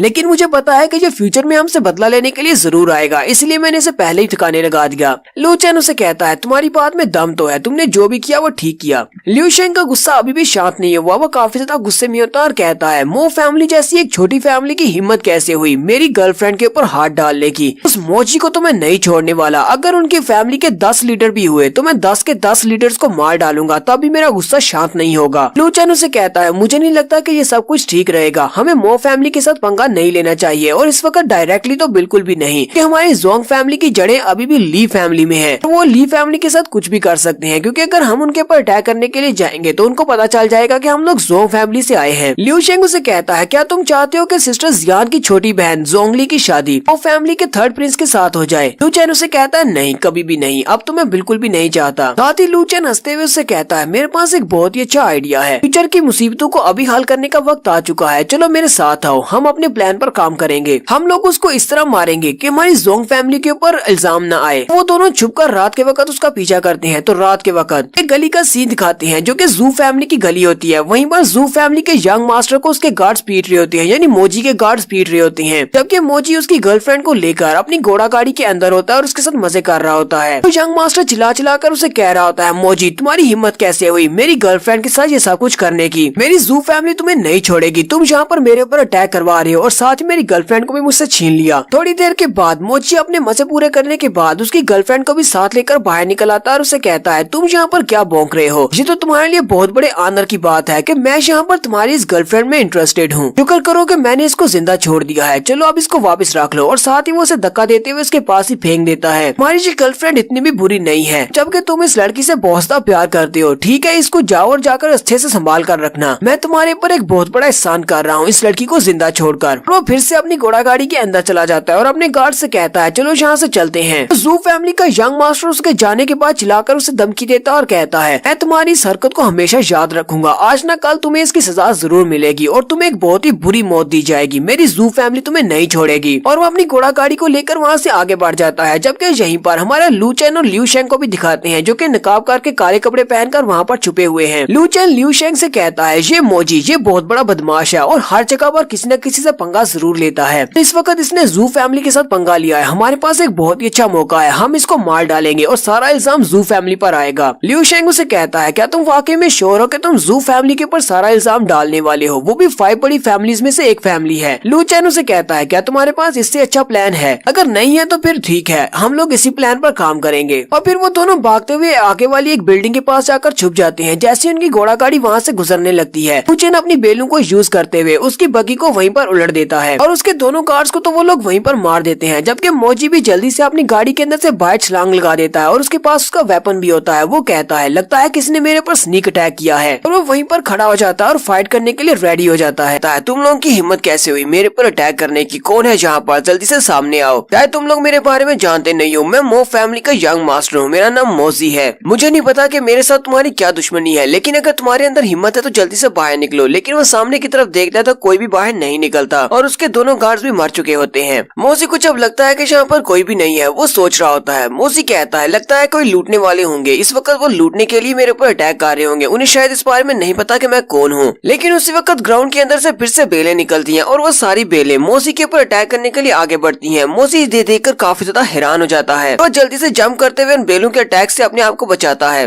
पीछे हटने के बाद वो उनसे कहता है कौन है यहाँ पर? मैंने कहा कि जल्दी से मेरे सामने आओ। तो लिू शेंग और लू चेन दोनों ही बाहर निकल आते हैं। लिू शेंग उसे कहता है वाकई में तुम तो हमारे बारे में भूल भी चुके हो, तुम्हें इतनी जल्दी इन चीजों को नहीं भूलना चाहिए। थोड़ी देर पहले हमारे यंग मास्टर ने तुमसे कहा था कि वो तुम्हें मार डालेंगे। मोजी उन दोनों की तरफ देखता और कहता है तो क्या ये लोग जू फैमिली के लोग हैं और यंग मास्टर ने इन दोनों को इतनी जल्दी यहाँ पर कैसे भेज दिया? लगता है कि ये अपनी लड़की का बदला लेने के लिए यहाँ पर आए हैं। मोजी उन दोनों से कहता है जू फैमिली और हमारी मो फैमिली, हम दोनों की फैमिलीज 5 बड़ी फैमिलीज में से एक फैमिलीज है और मुझे नहीं लगता कि जू फैमिली के एल्डर सिर्फ एक लड़की की वजह से हमारी मो फैमिली के खिलाफ जाना चाहेंगे। लेकिन वो दोनों इसकी बात को इग्नोर करते हुए एक दूसरे से पूछ रही होती हैं तो हम दोनों में से कौन आगे बढ़ेगा और इसको मारेगा? लिू शेंग लू चेन से कहता है क्या तुम इसको मारोगे? लू चेन उसे कहता है तुमने कहा था कि तुम इसे अपने हाथों से मारना चाहते हो, तो फिर ये तुम्हारी टर्न है, जाओ जाकर इसे मार डालो। लिू शेंग उसे कहता है हाँ क्यों नहीं, और वो जल्दी से अपनी फाइटिंग स्पिरिट को रिलीज करता है। और जैसे वो अपनी फाइटिंग स्पिरिट को रिलीज करता है, मोसी भी ये देखकर काफी ज्यादा घबरा जाता है और चिल्लाकर कहता है ये तो अपने लेवल 5 का फाइटिंग मास्टर है। वो लिू शेंग से चिल्लाकर कहता है तुम कौन हो? लिू शेंग उसे कहता है मैं वो बंदा हूँ जो तुम्हें मारने वाला है। और साथ ही वो अपने आइस क्रिस्टल्स के साथ उसके ऊपर अटैक कर देता है, लेकिन वो भी अपनी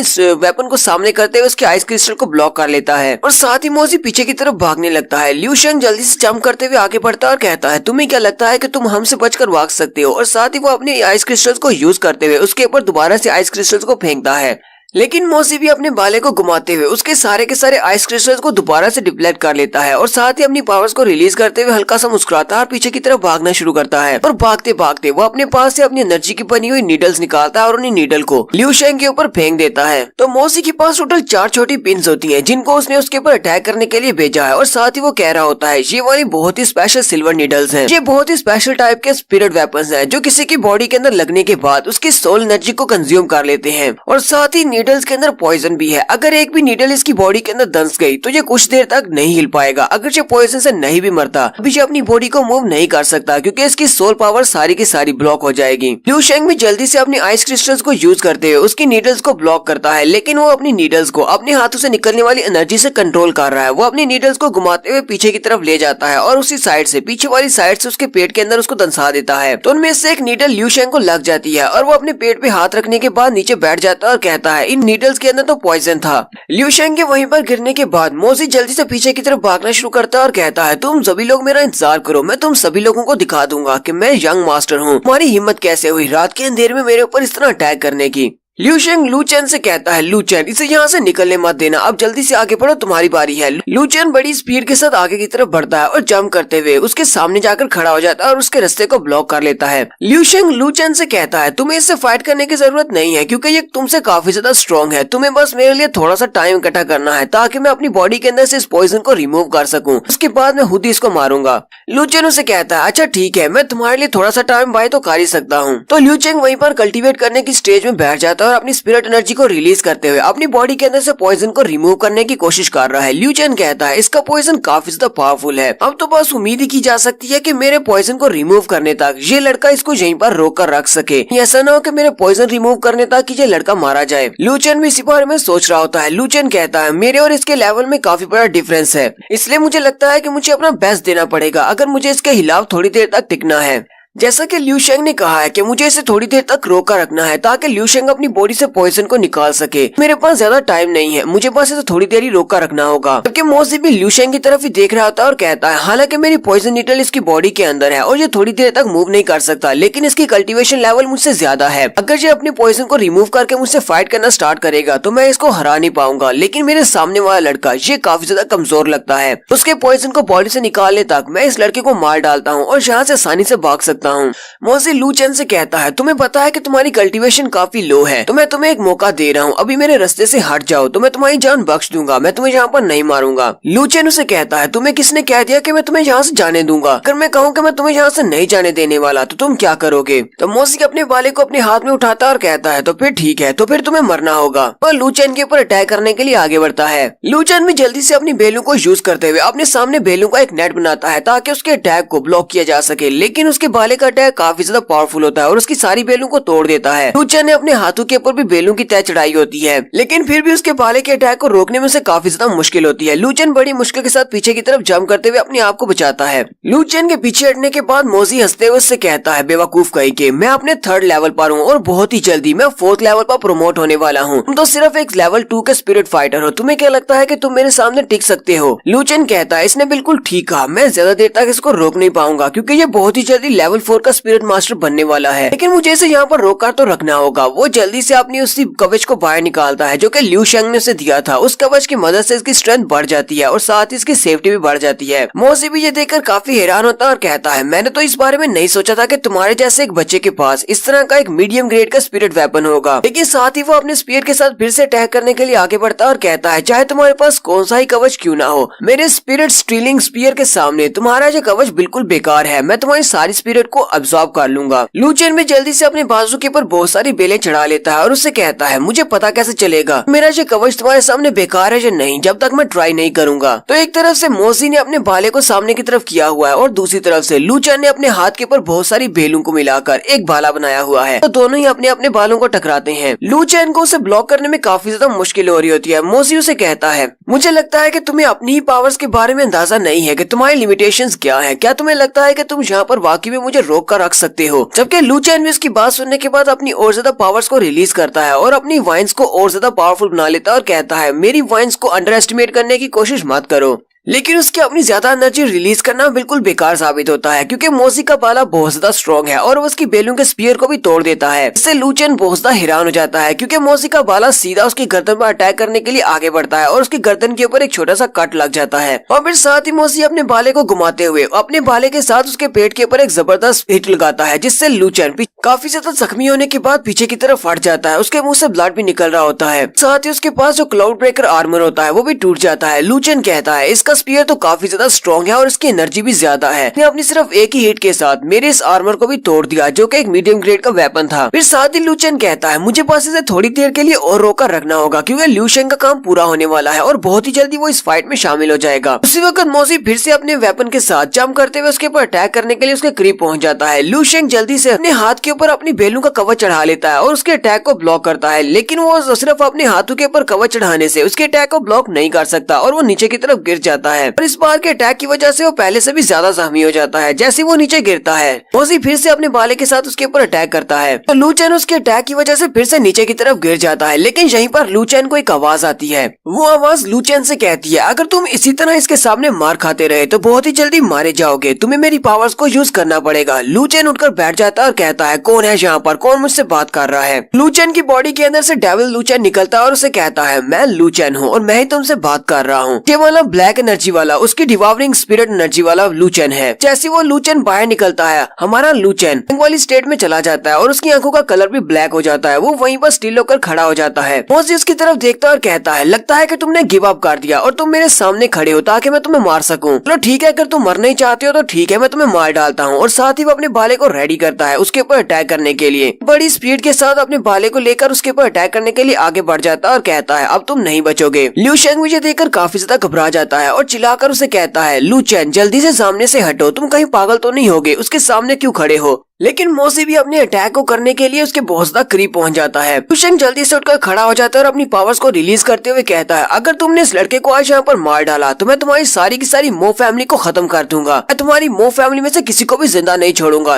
मोजी उसे कहता है मेरी मो फैमिली बहुत ज्यादा बड़ी है और हमारे पास काफी सारे ऐसे स्पिरिट मास्टर हैं जो कि अपने लेवल 6 पर हैं, इसलिए मुझे तुम्हारी जू फैमिली से डरने की जरूरत नहीं है, जाओ जो करना है कर लो। जैसे ही मोजी का भला लू चैन को लगने लगता है उसी वक्त लू चैन की बॉडी के अंदर से बहुत सारी ब्लैक कलर की एनर्जी रिलीज हो रही होती है। सेम उसी टाइम पर लिu शेंग भी अपनी पावर्स को यूज करते हुए ग्राउंड के अंदर से आइस क्रिस्टल्स को निकालता है और मोजी के ऊपर अटैक करता है। मोजी जो कि लिu चैन के ऊपर अपने भाले से अटैक करने वाला था उसके करीब पहुंचने से पहले ही उसके आइस क्रिस्टल्स उस तक पहुंच जाते हैं तो अपने भाले को पीछे की तरफ घुमाते हुए उसके आइस क्रिस्टल्स को ब्लॉक करता है और वो लिu चैन के ऊपर अटैक नहीं कर पाता। जबकि लिu चैन की तरफ दिखाते हैं लिu चैन अभी भी वहाँ पर हैंग होकर खड़ा है और उसकी आंखों का कलर ब्लैक हो चुका है और वो उन दोनों की फाइट को देख रहा है और साथ साथ ही उसकी बॉडी के अंदर से बहुत सारा ब्लैक कलर का ऑरा निकल रहा है और जिसने उसकी पूरी बॉडी को कवर किया हुआ है, एनर्जी निकल रही है। मोजी फिर से पीछे की तरफ मुड़ता है और लिu चैन से कहता है लगता है कि तुम भी जाग गए हो, चलो ठीक है पहले मैं तुम्हें मारता हूँ। और वो अपने भाले के ऊपर अपनी पावर्स को रिलीज करने के बाद लिu चैन के ऊपर अटैक कर देता है। लेकिन जैसे ही वो अपने भाले के साथ लिu चैन के ऊपर अटैक करता है तो लिu चैन के पास एक एनर्जी का बना हुआ बवंडर सा बनता है, उसके अटैक को डिफ्लेक्ट कर देता है। ये देखकर तो मोजी भी काफी ज्यादा हैरान होता है। उसका स्पीयर लिu चैन की बॉडी पर अटैक होने की बजाय नीचे ग्राउंड की तरफ धंस जाता है और वो जल्दी से जंप करते हुए पीछे हटता है और कहता है यहाँ पर हो क्या रहा है,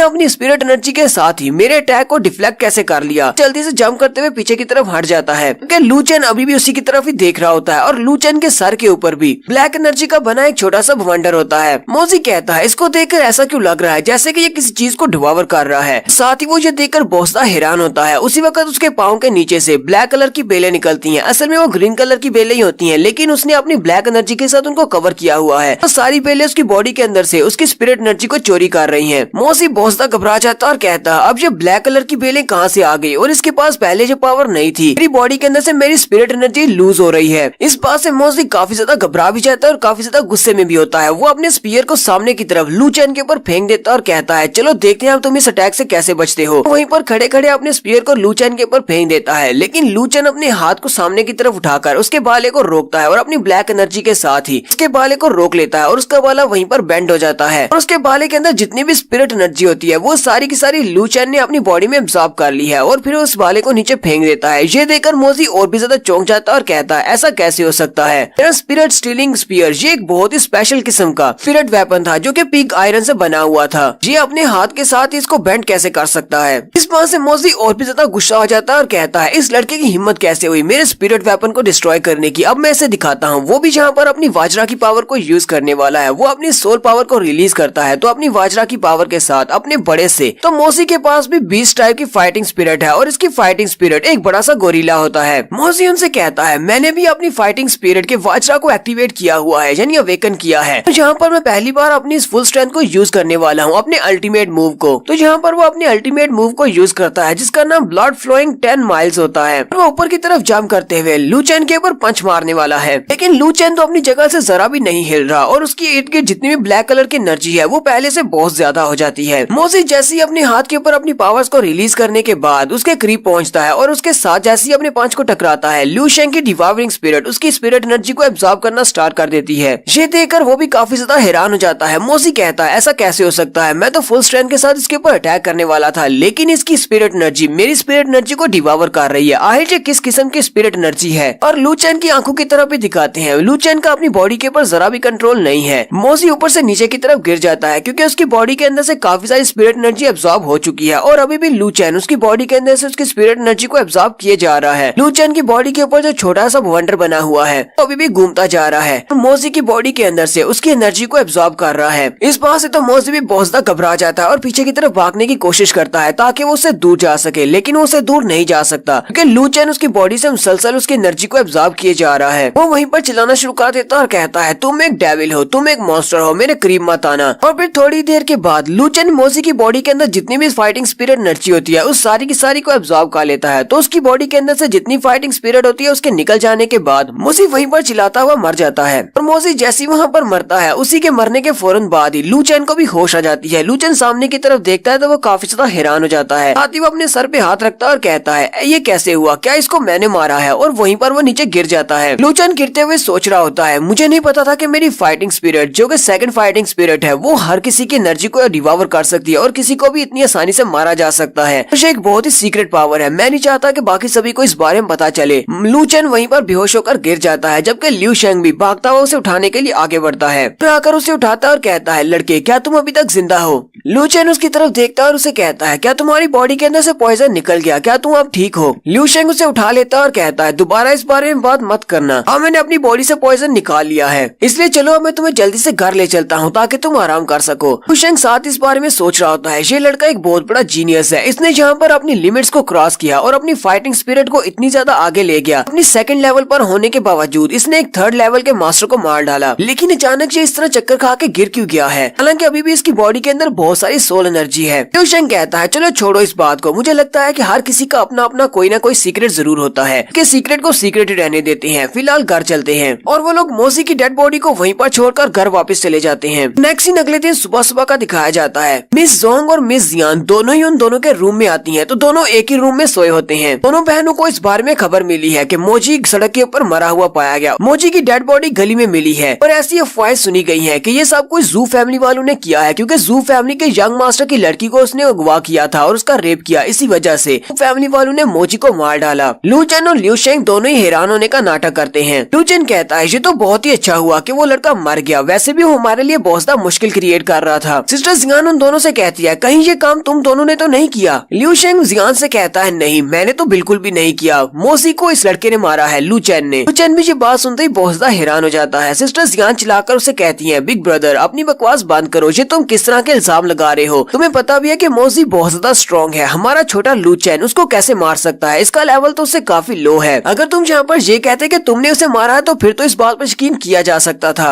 लू चेन भी आगे बढ़ता है मिस जोंग से कहता है हाँ तुमने बिल्कुल ठीक कहा, मैं तो लेवल 2 का फाइटिंग स्पिरिट मास्टर हूँ और मोजी तो बहुत ही जल्दी अपने लेवल 4 का फाइटिंग स्पिरिट मास्टर बनने वाला था, मैं उसका मुकाबला कैसे कर सकता हूँ, मैं उसे कैसे मार सकता हूँ, ये लड़का यहाँ पर झूठ बोल रहा है। मिस जोंग भी लू चेन की बात सुनने के बाद काफी हैरान होती है और उसे कहती है तुम्हें इस बारे में कैसे पता चला, मोजी की कल्टीवेशन लेवल क्या है, तुमने उसके साथ फाइट नहीं की। सिस्टर जियान उनसे कहती है जब हम लोगों ने यहाँ से एंड एल्डर को बाहर निकाला था उसके बाद तुम दोनों यहाँ से गायब हो गए, तुम दोनों यहाँ से कहाँ पर चले गए थे। लू चेन बेचारा बहुत ज्यादा घबरा जाता और कहता अब हम लोग यहाँ पर कौन सा बहाना बनाए। लिू शेंग आगे बढ़ता और बात को संभालने के लिए कहता है हाँ हम लोग ग्रैंड एल्डर के ट्रायल के बाद यहाँ से चले गए थे क्योंकि हम दोनों एक साथ ड्रिंक करने के लिए गए थे। तो लू चेन भी उसका साथ देने के लिए उनसे कहता हाँ बिल्कुल ठीक कह रहा है, कल जो मुझे अपने साथ लेकर ड्रंकन फ्रेगनेंस रेस्टोरेंट में लेकर गया था जहाँ पर हम दोनों ने ड्रिंक किया, तो वहीं पर हम लोगों ने मो फैमिली के यंग मास्टर के बारे में सुना था। लिू शेंग लू चेन की बात सुनते ही चिल्लाना शुरू कर देता और कहता है बेवकूफ कहीं के, ये तुमने क्या कह दिया। जियान आगे बढ़ती है और लिू शेंग का कान खींचते हुए कहती है तुम्हारी हिम्मत कैसे हुई, तुम इस छोटे बच्चे को अपने साथ लेकर ड्रंकन फ्रेगनेंस रेस्टोरेंट में क्यों लेकर गए, तुम्हें पता है ना कि वहाँ पर सभी बड़े लोग जाते हैं, वहाँ पर वो बैठकर पीती है, क्या तुम इस बच्चे को अपने साथ लेकर ड्रिंक करने के लिए गए थे, इसका मतलब तुम लोग वहाँ पर बैठकर वाइन पीते रहे हो। लिू शेंग चिल्लाकर उसे कहता है जरा मेरी बात तो सुनो, इसने जो कुछ भी कहा वो गलत कहा, हम लोग वहाँ पर वाइन पीने के लिए नहीं गए थे।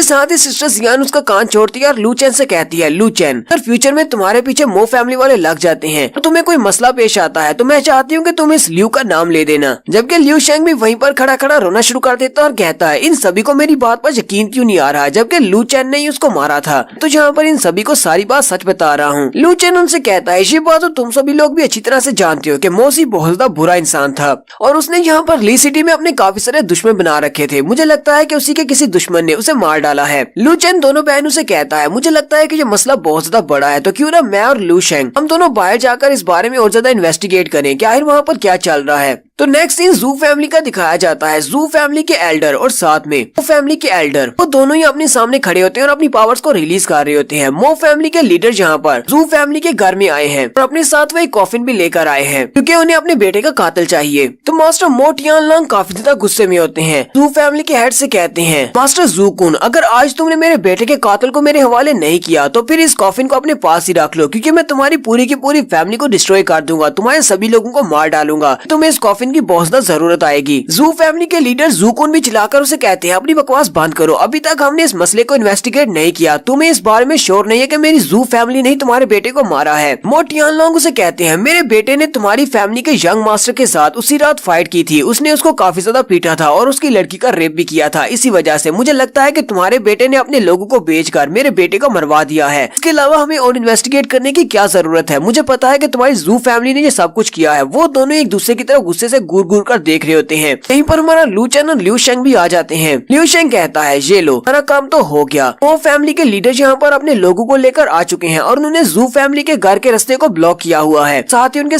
सारे सोल्जर्स भी हैं। ल्यू चैन कहता है मैंने जो हिसाब लगाया था वो तो बिल्कुल ठीक निकला, क्योंकि उसी रात उसने यंग मास्टर के साथ फाइट की थी। जू फैमिली का यंग मास्टर है और उन्हें इसी बात शक होगा कि इसी फैमिली के लोगों ने उनके बेटे को मारा है, इसीलिए वो यहाँ पर आए हैं। ल्यू शेंग उसे कहता है तुम्हारा जो खुराफाती दिमाग काफी तेज चलता है, तुम्हारा प्लान काम कर गया। ल्यू चैन उसे कहता है ये प्लान सिर्फ मेरा नहीं था बल्कि हम दोनों का था। तो हमारा नेक्स्ट सीन जोंग फैमिली का दिखाया जाता है। दोनों बहनें अपने ही घर में खड़ी होती हैं और सोच रही होती हैं। मुझे लगता है कि मोजी की डेथ का इन दोनों के साथ कोई ना कोई ताल्लुक जरूर है। इस वक्त उन्हें बाहर से आवाज आती है। बाहर काफी सारे गार्ड्स आकर खड़े हो जाते हैं इनके घर के बाहर और वो चिल्लाकर कहते हैं अरे ली सिटी के सिटी लॉर्ड यहाँ पर आ रहे हैं। तो बहनें ये बात सुन के काफी हैरान हो जाती हैं कि सिटी लॉर्ड हमारे घर क्यों आ रहे हैं। इस वक्त एक बड़ा सा पंछी वहाँ पर आकर लैंड करता है और सिटी लॉर्ड उनके सामने आकर खड़े हो जाते हैं और उनसे कहते हैं जोंग फैमिली की यंग मिस, काफी अरसे के बाद आप लोगों से मिल रहा हूं। और कहती है कि सिटी लॉर्ड हमारे घर पर क्या करने के लिए आए होंगे। तो उसके बाद नेक्स्ट सीन अंदर का दिखाया जाता है। सिटी लॉर्ड उन दोनों बहनों के साथ अंदर आ जाते हैं और वो उन्हें अंदर आकर बिठाते हैं और चाय देते हैं। मिस जोंग अपनी बहन जियान से पूछती है सिस्टर ये यहाँ पर क्या करने के लिए आए होंगे, जब बाकी की सारी पांचों फैमिलीज ने हमारी जोंग फैमिली को इतना ज्यादा डिक्लाइन में बेच दिया, यानी कि हमारे ऊपर इतने अटैक्स किए और हमारे सारे बिजनेस को हमसे छीन लिया, तब तो सिटी किंग को इस बात से जरा भी फर्क नहीं पड़ा। लेकिन इस वक्त जी यहाँ पर हमारे घर क्या करने के लिए आए हैं, कहीं इनको इस बात पर शक तो नहीं है कि मोजी को हमने मारा है। जियान उसे कहती है तुम्हारी बात में दम तो है, लेकिन ये तो यही बता सकते हैं कि यहाँ पर क्या करने के लिए आए हैं। सिटी लॉर्ड उनसे कहते हैं तुम दोनों को परेशान होने की जरूरत नहीं है। मैं यहाँ पर मोजी की डेथ की वजह से नहीं आया, बल्कि मैं यहाँ पर सिटी टूर्नामेंट के लिए आया हूँ, क्योंकि बहुत ही जल्दी सिटी किंग टूर्नामेंट होने वाला है। सिस्टर जियान सिटी लॉर्ड से कहती है लेकिन किंग सिटी टूर्नामेंट के साथ हमारी फैमिली का क्या ताल्लुक है, आप इस बारे में हमसे क्या बात करना चाहते हैं। सिटी लॉर्ड उनसे कहते हैं तुम्हें तो पता होगा कि हमारे शहर में हर 3 साल के बाद सिटी किंग टूर्नामेंट करवाया जाता है, जहाँ पर हर तरफ से मार्शल आर्टिस्ट आते हैं। यानी कि हमारे टियानडो एम्पायर में जितने भी सिटीज हैं वो सारे सिटीज वाले अपने यंगस्टर्स को यहाँ पर भेजते हैं इस कंपटीशन में हिस्सा लेने के लिए। और पिछले 30 साल से मेरा सिटी सबसे ज्यादा बॉटम में है। हम लोग कभी भी बाकी सारे सिटीज के यंगस्टर्स को नहीं हरा पाए, उन सभी मार्शल आर्टिस्ट को। मिस जोंग कहती है लेकिन हमारे पास तो यहाँ पर 5 बहुत ही पावरफुल फैमिलीज है, क्या इन 5 पावरफुल फैमिलीज के पास कोई भी ऐसा मार्शल आर्टिस्ट लड़का नहीं है जो कि इस कंपटीशन में हिस्सा लेकर हमारी सिचुएशन को चेंज कर सके और हमारे ली सिटी का नाम रोशन कर सके। सिटी लॉर्ड मिस जोंग से कहते हैं मैं तुम्हें इस बारे में समझाता हूँ, क्योंकि हमारे इस किंग टूर्नामेंट कंपटीशन में सिर्फ यंगस्टर्स ही हिस्सा ले सकते हैं। ऐसे वो सारे बच्चे जिनकी उम्र 16 साल हो या फिर 16 साल से कम हो, सिर्फ वही हिस्सा ले सकते हैं और उनकी कल्टीवेशन लेवल 3 से ज्यादा नहीं होनी चाहिए। हमारे पास 5 बड़ी फैमिलीज हैं और उनके पास लेवल 6 तक के मास्टर्स हैं, लेकिन फिर भी वो इस कंपटीशन में हिस्सा नहीं ले सकते। सिटी लॉर्ड उनसे कहते हैं हमारे पास जो 5 पावरफुल फैमिलीज हैं, उन 5 पावरफुल फैमिलीज में से जोंग फैमिली सबसे ज्यादा बेहतर है। हालांकि इस वक्त तुम्हारी हालत काफी ज्यादा खराब है, ये तुम्हारे लिए एक बहुत ही अच्छा मौका है। सिस्टर जियान कहती है, सिटी लॉर्ड आपके कहने का क्या मतलब है, साफ साफ बताएं। सिटी लॉर्ड उसे कहती है, मेरे कहने का मतलब ये है कि इस बार जो 10 बच्चों की सिलेक्शन होनी है इस कंपटीशन में हिस्सा लेने के लिए, मैं चाहता हूँ कि उन 10 बच्चों की सिलेक्शन तुम्हारा परिवार करे, यानी जोंग फैमिली करे। मैं उम्मीद करता हूँ कि तुम लोग अपने इस मिशन को सही तरह से पूरा करोगे। सिस्टर जियान और मिस जोंग दोनों ये बात सुनकर काफी ज्यादा हैरान हो जाती हैं। तो नेक्स्ट सीन उनकी फैमिली के बाहर का दिखाया जाता है। लिu शेंग और लू चेन जब घर वापस आती हैं तो वो वहाँ पर देखकर काफी ज्यादा हैरान हो जाते हैं, क्योंकि फैमिली के बाहर बहुत बड़े बड़े बॉक्सेस पड़े होते हैं। नौकर सारे बॉक्सेस को उठाकर घर के अंदर रख रहे होते हैं। लू चेन कहता, अब ये यहाँ पर क्या हो रहा है, इतने सारे बॉक्सेस कहाँ से आ गए। मिस जोंग भागती हुई उसके पास आती है और कहती है, ये सारे के सारे गिफ्ट्स हैं जो कि बाकी की सारी फैमिलीज ने हमारी जोंग फैमिली को दिए हैं। लू चेन उसे कहता है, लेकिन बाकी सारी फैमिलीज वाले तुम्हें गिफ्ट क्यों भेजेंगे, वो भी बिना किसी वजह के, अचानक गिफ्ट भेजने की वजह क्या है। सिस्टर जियान उनसे कहती है, तुम दोनों मेरे साथ अंदर आओ, अंदर आने के बाद मैं तुम्हें समझाती हूँ कि ये गिफ्ट यहाँ पर क्यों आए हैं। सिस्टर जियान उनको अंदर ले आने के बाद सारी बात बता देती हैं कि सिटी लॉर्ड यहाँ पर आए थे और ये सारे के सारे गिफ्ट्स हमें दूसरी फैमिलीज ने इसीलिए दिए हैं क्योंकि इस बार के बच्चों की सिलेक्शन हमने करनी है। हमारे पास पूरी 10 सीटें हैं, वो सारे हमें गिफ्ट देकर एक किस्म की रिश्वत दे रहे हैं ताकि हम लोग उनके बच्चों को इस कंपटीशन के लिए अनाउंस करें और उनका नाम रजिस्टर करवा दें। लिu शेंग कहता है, सिटी लॉर्ड तो काफी ज्यादा समझदार निकले, इस बार उन्होंने अपने सर से बोझ उतार दिया है, लेकिन ये हमारे लिए एक बहुत ही अच्छा मौका है। अगर जोंग फैमिली इस बार की सिलेक्शन में कामयाब होती है और हम लोग सिटी कंपटीशन को जीत जाते हैं, उसके बाद जोंग फैमिली दोबारा राइज करेगी। इसी वजह से बाकी की सारी फैमिलीज वाले यहाँ पर पहले से गिफ्ट लेकर आ गए हैं। तो वो सभी ऐसी फैमिली के साथ ताल्लुक रखना चाहते हैं जो कि फ्यूचर में राइज करने वाली है। लू चेन कहता है, लेकिन मुझे एक बात की समझ नहीं आई, जोंग फैमिली की हालत तो बहुत ज्यादा खराब है, तो फिर उन्होंने जोंग फैमिली को ये वाला मिशन क्यों दिया है। वो 5 फैमिलीज में से किसी और फैमिली को भी तो ये मिशन दे सकते थे। जियान कहती है, मैंने सिटी लॉर्ड से इस बारे में पूछा था तो सिटी लॉर्ड ने आगे से मुझे ये जवाब दिया, और साथ ही वो बैकग्राउंड सीन में दिखाती है कि सिटी लॉर्ड उसे क्या कह रहे हैं।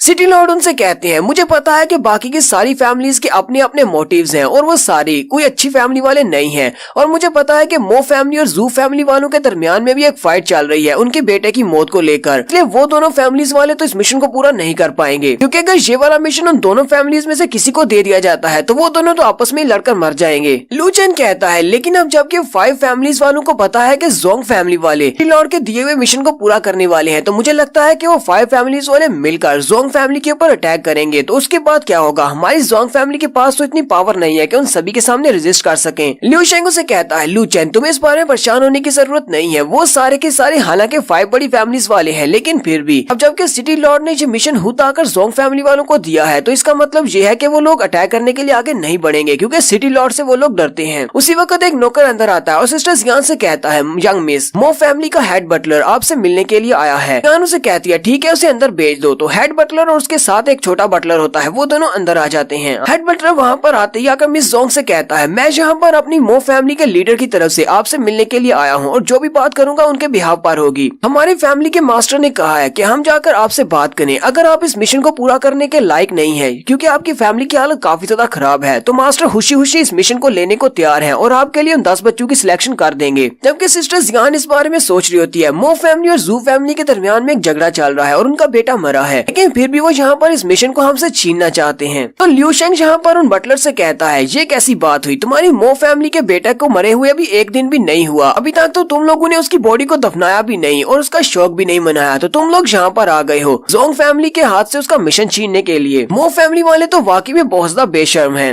हेड बटलर उसे कहता है, हम सभी लोग ली सिटी के सबसे फेमस लोग हैं, अरे मो फैमिली यहाँ पर एक बड़ी फैमिली है, पता नहीं तुम कौन सी छोटी फैमिली से यहाँ पर आए हो। लिu शेंग उसे कहता है, तुम मेरी फैमिली को छोटा कह रहे हो जबकि तुम सिर्फ एक नौकर हो और नौकर को मेरे सामने बोलने की इजाजत नहीं है, मैं तुम्हें अपनी फैमिली के बारे में क्यों बताऊं। हेड बटलर के साथ वाला जो नौकर होता है वो काफी ज्यादा गुस्सा हो जाता है और कहता है, तुम्हारी हिम्मत कैसे हुई हमारे सामने इस तरह बात करने की, कि हम लोग यहाँ पर मो फैमिली को रिप्रेजेंट कर रहे हैं, अगर तुम हमारे सामने इस तरह बदतमीजी से बात करोगे इसका मतलब ये होगा कि तुम हमारी मो फैमिली के सामने इस तरह बदतमीजी से बात कर रहे हो। साथ ही वो सिस्टर जियान से कहता है, यंग मिस, मैं चाहता हूँ कि आप इस बंदे को यहाँ से उठाकर बाहर फेंक दें, क्योंकि हम लोग यहाँ पर सिंसियरली आपसे बात करने के लिए आए आए हैं, जबकि ये बंदा बहुत ज्यादा एटीट्यूड के साथ हमारे साथ बात कर रहा है। लेकिन मिस जियान उसकी बात सुनने के बजाय आगे से मुस्कुराना शुरू कर देती है। हेड बटलर अपने छोटे नौकर से इशारा करते हुए कहता है आगे बढ़ो, उस पर अटैक करो। छोटा नौकर आगे बढ़ता है और लिू शेंग से कहता है क्या तुम अपने आप चलकर यहाँ से बाहर जाना चाहोगे या फिर मैं तुम्हें उठाकर बाहर फेंकूं। लिू शेंग अपने पास से उसके सामने खाना फेंकता है और कहता है चलो चुपचाप इस खाने को उठाओ और एक अच्छे कुत्ते की तरह साइड पर बैठकर इसको खाना शुरू करो। यहाँ पर ज्यादा भौंकने की जरूरत नहीं है। इस बात से तो वो छोटा नौकर काफी ज्यादा गुस्सा हो जाता है। गुस्से के साथ अपनी स्पिरिट एनर्जी को रिलीज करते हुए कहता है मैं अपनी पूरी जिंदगी में कभी भी किसी जगह पर इतना ज्यादा शर्मिंदा नहीं हुआ। तुम्हारी हिम्मत कैसे हुई मेरे जैसे 4 स्टार सोल मास्टर के सामने इस तरह पेश आने की। साथ ही वो चिल्लाकर आगे बढ़ता है उसके ऊपर अटैक करने के लिए और उससे कहता है आज मैं तुम्हें दिखाऊंगा वो फैमिली के साथ पंगा लेना कितना बुरा हो सकता है। और अपने हाथ को आगे बढ़ाते हुए अपने हाथ पर उसने अपनी स्पिरिट एनर्जी को भी रिलीज किया होता है। वो लू शेंग के ऊपर अटैक करने के लिए आगे बढ़ता है, लेकिन जैसे ही उसका हाथ उसके करीब पहुंचता है लू शेंग उसके हाथ को पकड़ता है और कहता है तुम तो बहुत ज्यादा स्लो हो। और वो अपने एक ही हाथ के साथ उसके बाजू से पकड़कर उसको नीचे की तरफ पटक देता है। लू शेंग उसे नीचे पटक देने के बाद उठकर खड़ा हो जाता है और उसे कहता है तुम्हारी मो फैमिली एक बहुत ही छोटी सी फैमिली है। तुम्हारी फैमिली वालों की हिम्मत कैसे हुई मेरे जैसे यंग मास्टर के सामने इस तरह एरोगेंटली पेश आने की। हेड बटलर लिू शेंग से कहता है लड़के तुमने यहाँ पर हमारे बटलर के ऊपर अटैक करके इस बात को साबित कर दिया है कि तुम हमारी मो फैमिली से पंगा लेना चाहती हो। मैं जरा भी अंदाजा नहीं है कि मो फैमिली वाले तुम्हारे साथ क्या कर सकते हैं। मिस जियान आगे बढ़ती है और हेड बटलर से कहती है इस लड़के का नाम लिू शेंग है और ये हमारे बहुत ही ऑनर्ड गेस्ट हैं। और मैं आपको बता दूं अगर आपको लगता है कि आपकी मो फैमिली बड़ी है तो मैं आपको इसके बारे में बताती हूँ। ये यंग मास्टर है लिू फैमिली का जो कि इंपीरियल सिटी की एक बहुत बड़ी फैमिली है। इंपीरियल सिटी के लिू फैमिली का नाम सुनते ही हेड बटलर बहुत ज्यादा घबरा जाता है और कहता है क्या ये वाकई में इंपीरियल सिटी के लिू फैमिली से है। छोटा बटलर आगे बढ़ता है और हेड बटलर से कहता है क्या ये इंपीरियल सिटी की लिू फैमिली क्या ये वाकई में बहुत बड़ी फैमिली है, क्या हमारी मो फैमिली से भी बड़ी है। हेड बटलर जल्दी से उसके चेहरे पर एक जबरदस्त थप्पड़ मारता है और कहता है इनसे माफी मांगो। खुद भी हाथ जोड़ते हुए कहता है हमारी मो फैमिली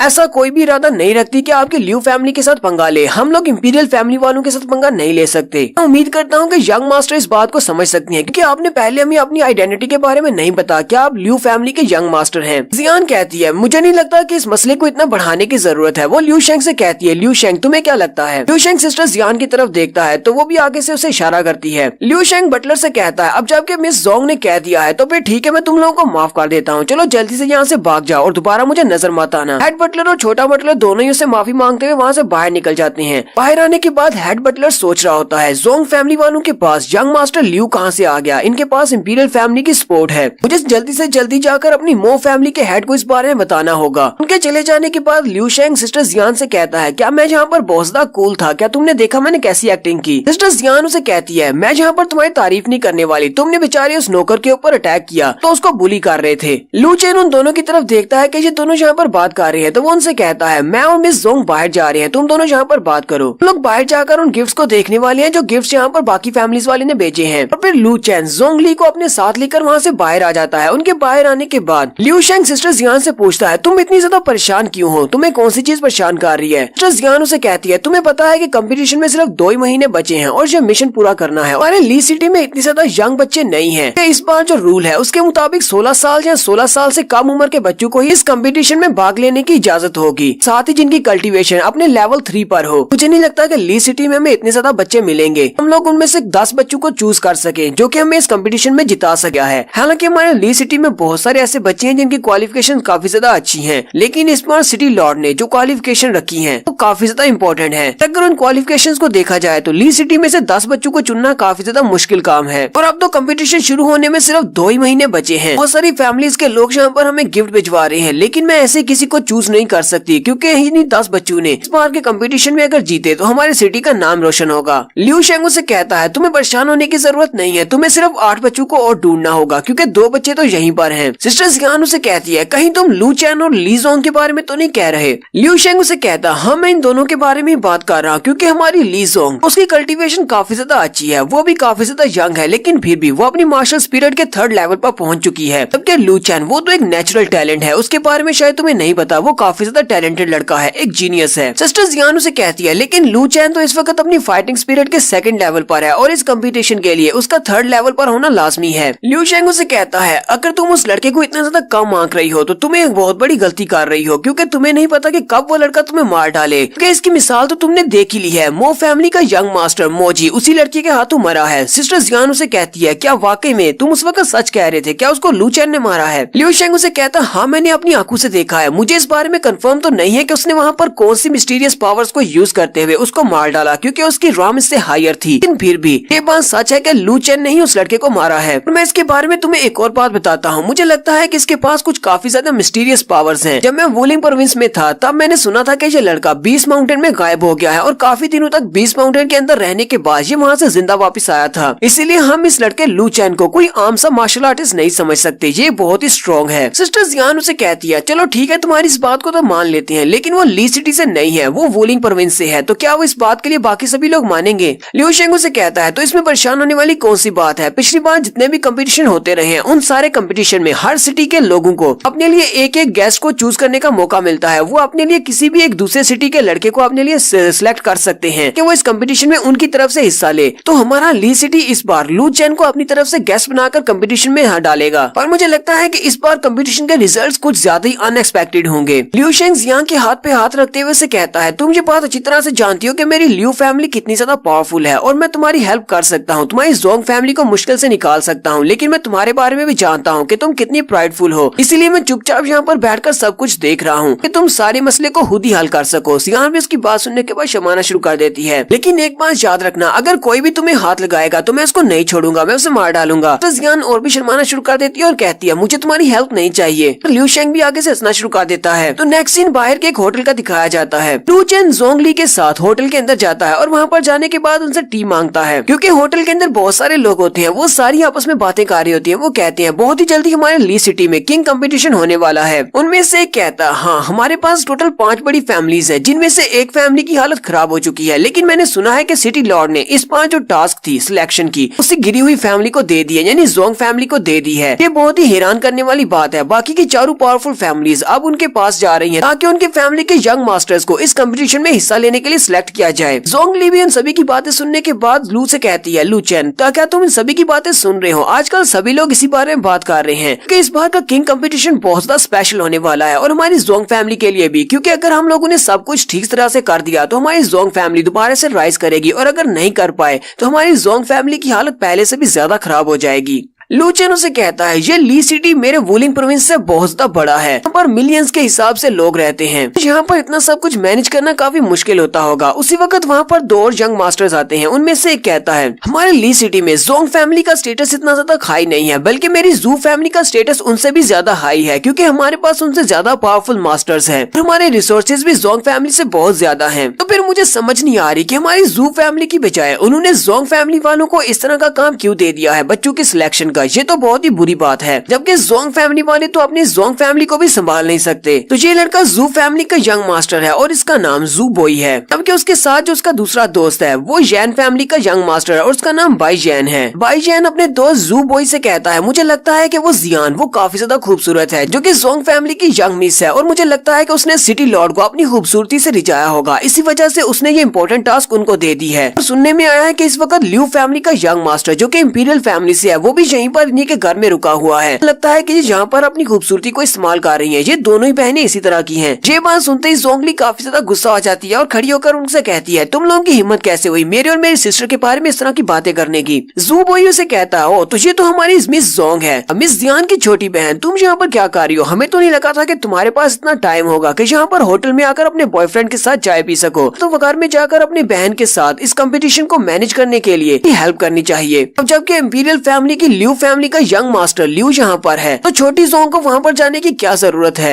इन्होंने ल्यू शेंग को अपने जाल में फंसाकर उससे अपने सारे काम करवा रहे हैं और हो सकता है कि बहुत ही जल्दी उसकी हेल्प से अपनी फैमिली को दोबारा से राइज करवा ले। साथ ही वो सारे हंसना शुरू कर देते हैं। मिस जोंग और भी ज्यादा गुस्सा हो जाती है। लू चैन भी उठकर खड़ा हो जाता है। जोंगली से कहता है सिस्टर जोंग अगर तुम चाहो तो मैं तुम्हारे लिए इन दोनों लड़कों को पीट सकता हूँ। ये बात सुनते ही वो दोनों यंग मास्टर काफी गुस्सा हो जाते हैं। मिस जोंगली उसे कहती है लू चैन आराम से बैठ जाओ, शांत रहो। दोनों ही अपने फाइटिंग स्पिरिट के 3rd लेवल पर है और तुम इन दोनों को नहीं हरा सकते, तुम इनका मैच नहीं हो। भाई जैन और जू बॉय दोनों ही हंसना शुरू कर देते हैं और उसे कहते हैं, हाँ हाँ बच्चे, जाकर आराम से बैठ जाओ। मेरी गर्लफ्रेंड ने कह दिया कि तुम हमसे फाइट नहीं कर सकते क्योंकि तुम इस लायक नहीं हो। पता नहीं ये छोटा लड़का कहाँ से आया है और इसे लगता है कि ये हम दोनों से फाइट करके हमें हरा सकता है। जू बॉय आगे बढ़ता है और लू चैन के चेहरे पर जाकर टैप करते हुए से कहता है, लड़के पता नहीं तुम्हें ये सारा हौसला कहाँ से मिल रहा है जो अपनी गर्लफ्रेंड के सामने हमसे कह रही हो कि तुम हमें मार सकते हो, जबकि तुम्हारी गर्लफ्रेंड ने ये बात कह दी है कि तुम हमसे फाइट करने के लायक नहीं हो। फिर जू बॉय आगे बढ़ता है और जोंगली से कहता है, मुझे नहीं पता कि तुम्हारी बहन कितनी ज्यादा एक्स्ट्रा ऑर्डिनरी है, लेकिन मुझे लगता है कि उसके पास कोई ना कोई स्पेशल टैलेंट तो है कि वो एक वक्त में दो फैमिलीज के साथ जुड़ी हुई है। एक तरफ से उसने लॉर्ड को अपने चक्कर में फंसाया हुआ है और दूसरी तरफ से इंपीरियल फैमिली के लिू शेंग को अपने चक्कर में फंसा लिया है। अब क्योंकि तुम भी उसी की बहन हो, लेकिन तुम तो यहाँ पर एक आम से कचरे के साथ घूम रही हो। मुझे तो लगा था कि तुम भी किसी बड़ी फैमिली के लड़के को फंसाओगी। क्योंकि लू चैन उसकी बातें सुनने के बाद काफी गुस्सा हो रहा होता है। जू बॉय उसे कहता है, एक ऐसा लड़का जिसकी फैमिली के बारे में कुछ नहीं पता, इसको छोड़ो और मेरे साथ आ जाओ, मैं फिर से एक बड़ी फैमिली से तो हूँ। लेकिन लू चैन बहुत ज्यादा गुस्सा हो जाता है और उसी वक्त अपनी बेलू को रिलीज करते हुए जू बॉय को जल्दी से अपनी बेलू में लपेट लेता है। वो उसको गर्दन से और उसके बाजू से पकड़ लेता है। भाई चैन भी चिल्लाकर उसे कहता है, तुम्हारी हिम्मत कैसे हुई यंग मास्टर जू के ऊपर अटैक करने की, चलो जल्दी से उसे रिलीज करो। कि लू चैन काफी ज्यादा गुस्से में होता है और वो अपनी बेलू को यूज करते हुए जू बॉय को वहीं पर ग्राउंड के ऊपर पटक देता है और साथ ही उसकी गर्दन को भी दबा रहा होता है। वो जैसे उसके गले को दबाता है तो उस बेचारे के मुंह से जाग निकलना शुरू हो जाती है। चैन उसे कहता है, अब जल्दी से मर जाओ, और साथ ही उसे नीचे गिराने के बाद उसके ऊपर अपना पाँव मारना स्टार्ट करता है। वो काफी ज्यादा जख्मी हो जाता है और उसके मुंह से ब्लड निकल रहा होता है। चैन भी काफी ज्यादा घबरा जाता है और कहता है, अब मैं इसका क्या करूँ, क्या मुझे आगे बढ़कर इसको बचाना चाहिए। लू चैन गुस्से के साथ उन सभी की तरफ देखता है और कहता है, अगर तुम में से कोई इसके साथ है और मुझसे फाइट करना चाहता है तो आ जाओ, और अगर तुम मरना नहीं चाहते तो यहाँ से चुपचाप दफा हो जाओ। यू बॉय वहीं पर बेहोश होकर गिर जाता है। सिस्टर जोंगली लू चैन से पूछती है, तुमने इसको मार तो नहीं दिया, ये जू फैमिली का यंग मास्टर है, इनकी फैमिली भी काफी ज्यादा पावरफुल है, हम इसे यहाँ पर नहीं मार सकते, इसलिए प्लीज इसको छोड़ दो। लू चैन उसे कहता है, तुम्हें परेशान होने की जरूरत नहीं है, अब क्योंकि ये एक थर्ड लेवल का मार्शल आर्टिस्ट है, इसी वजह से ये इतने से अटैक के साथ मरने नहीं वाला। भाई चैन उसे कहता है, हमारी जू फैमिली यहाँ पर एक बहुत ही पावरफुल फैमिली है, जबकि तुम्हारी जोंग फैमिली की हालत काफी ज्यादा खराब है, अगर तुम ऐसा करोगे तो उसके बाद तुम्हारे साथ क्या होगा, क्या तुमने सोचा है। लू चैन आगे बढ़ता है और उसे कहता है, क्या तुम्हें इस बात से कोई मसला है, जो भी होगा हम देख लेंगे। भाई चैन भी जल्दी से अपनी पावर्स को रिलीज करता है और उसके ऊपर अटैक करने के लिए आगे बढ़ता है और कहता है, तुम्हारी हिम्मत कैसे हुई मेरे सामने भी इस तरह अनरिस्पेक्टफुल बात करने की, आज मैं तुम्हें एक सबक जरूर सिखाऊंगा। भाई चैन जहाँ पर अपने एक स्पेशल मूव को यूज करता है जो कि स्पीड पर बेस करता है। सिस्टर जोंग चिल्लाकर उसे कहती है, लू चैन अपना ध्यान रखना, क्योंकि ये यहाँ पर अपनी जैन फैमिली के स्पेशल मूव को यूज करने वाला है। इसके स्पेशल मूव का नाम एक्सप्लोसिव स्टेप है। अपने इस एक्सप्लोसिव स्टेप की मदद से ये बड़ी स्पीड के साथ एक जगह से दूसरी जगह जंप कर सकता है। लू चैन जैसे अपनी बेलू के साथ उसके ऊपर अटैक करता है, वो गायब होकर बड़ी स्पीड के साथ उसके पीछे की तरफ चला जाता है। लू चैन कहता है, ये तो वाकई में बहुत ज्यादा तेज है। उसी वक्त भाई जैन उसके सामने आ जाता है और उसे कहता है, मैं क्या लगा था कि हमें हराना इतना ज्यादा आसान है, जू बॉय को तो तुमने ऑफ गार्ड पकड़ लिया था, इसी वजह से उसकी हालत खराब कर दी, लेकिन तुम्हें लगता है कि सभी को हराना इतना आसान है। और साथ ही वो अपनी पाम टेक्निक को यूज करते हुए लू चैन की चेस्ट के ऊपर एक जबरदस्त पाम मारता है, जिससे लू चैन पीछे वाली दीवार के साथ जाकर टकराता है और वहीं पर गिर जाता है। जख्मी होने की वजह से उसके मुंह से ब्लड निकलना शुरू हो जाता है। भाई चैन बहुत ज्यादा खुश होता है और कहता है, तुम तो सिर्फ मेरे एक पंच को भी बर्दाश्त नहीं कर पाए, तुमने जू बॉय को ऑफ गार्ड पकड़ लिया था और उसको हरा दिया, तुम्हें क्या लगा था कि तुम एक सेकंड क्लास के मास्टर हो, यहाँ पर आसानी के साथ किसी को भी हरा सकते हो। सिस्टर जोंग भी भागते हुए लू चैन के पास चली जाती है और चिल्लाकर उसे कहती है, लू चैन क्या तुम ठीक हो। लू चैन उठकर खड़ा हो जाता है और उसे कहता है, सिस्टर तुम्हें परेशान होने की जरूरत नहीं है, मैं बिल्कुल ठीक हूँ। साथ ही लू चैन सोच रहा होता है, मेरे और इसके लेवल में काफी बड़ा डिफरेंस है, क्योंकि मैं इस वक्त लेवल 2 पर हूँ और ये लेवल 3 पर है। अगर उसकी पाम टेक्निक के यूज करते वक्त अगर वहाँ पर मेरी डिवावरिंग स्पिरिट ने की एनर्जी को एब्जॉर्ब नहीं किया होता तो इसके पंच की वजह से अब तक मैं मर चुका होता।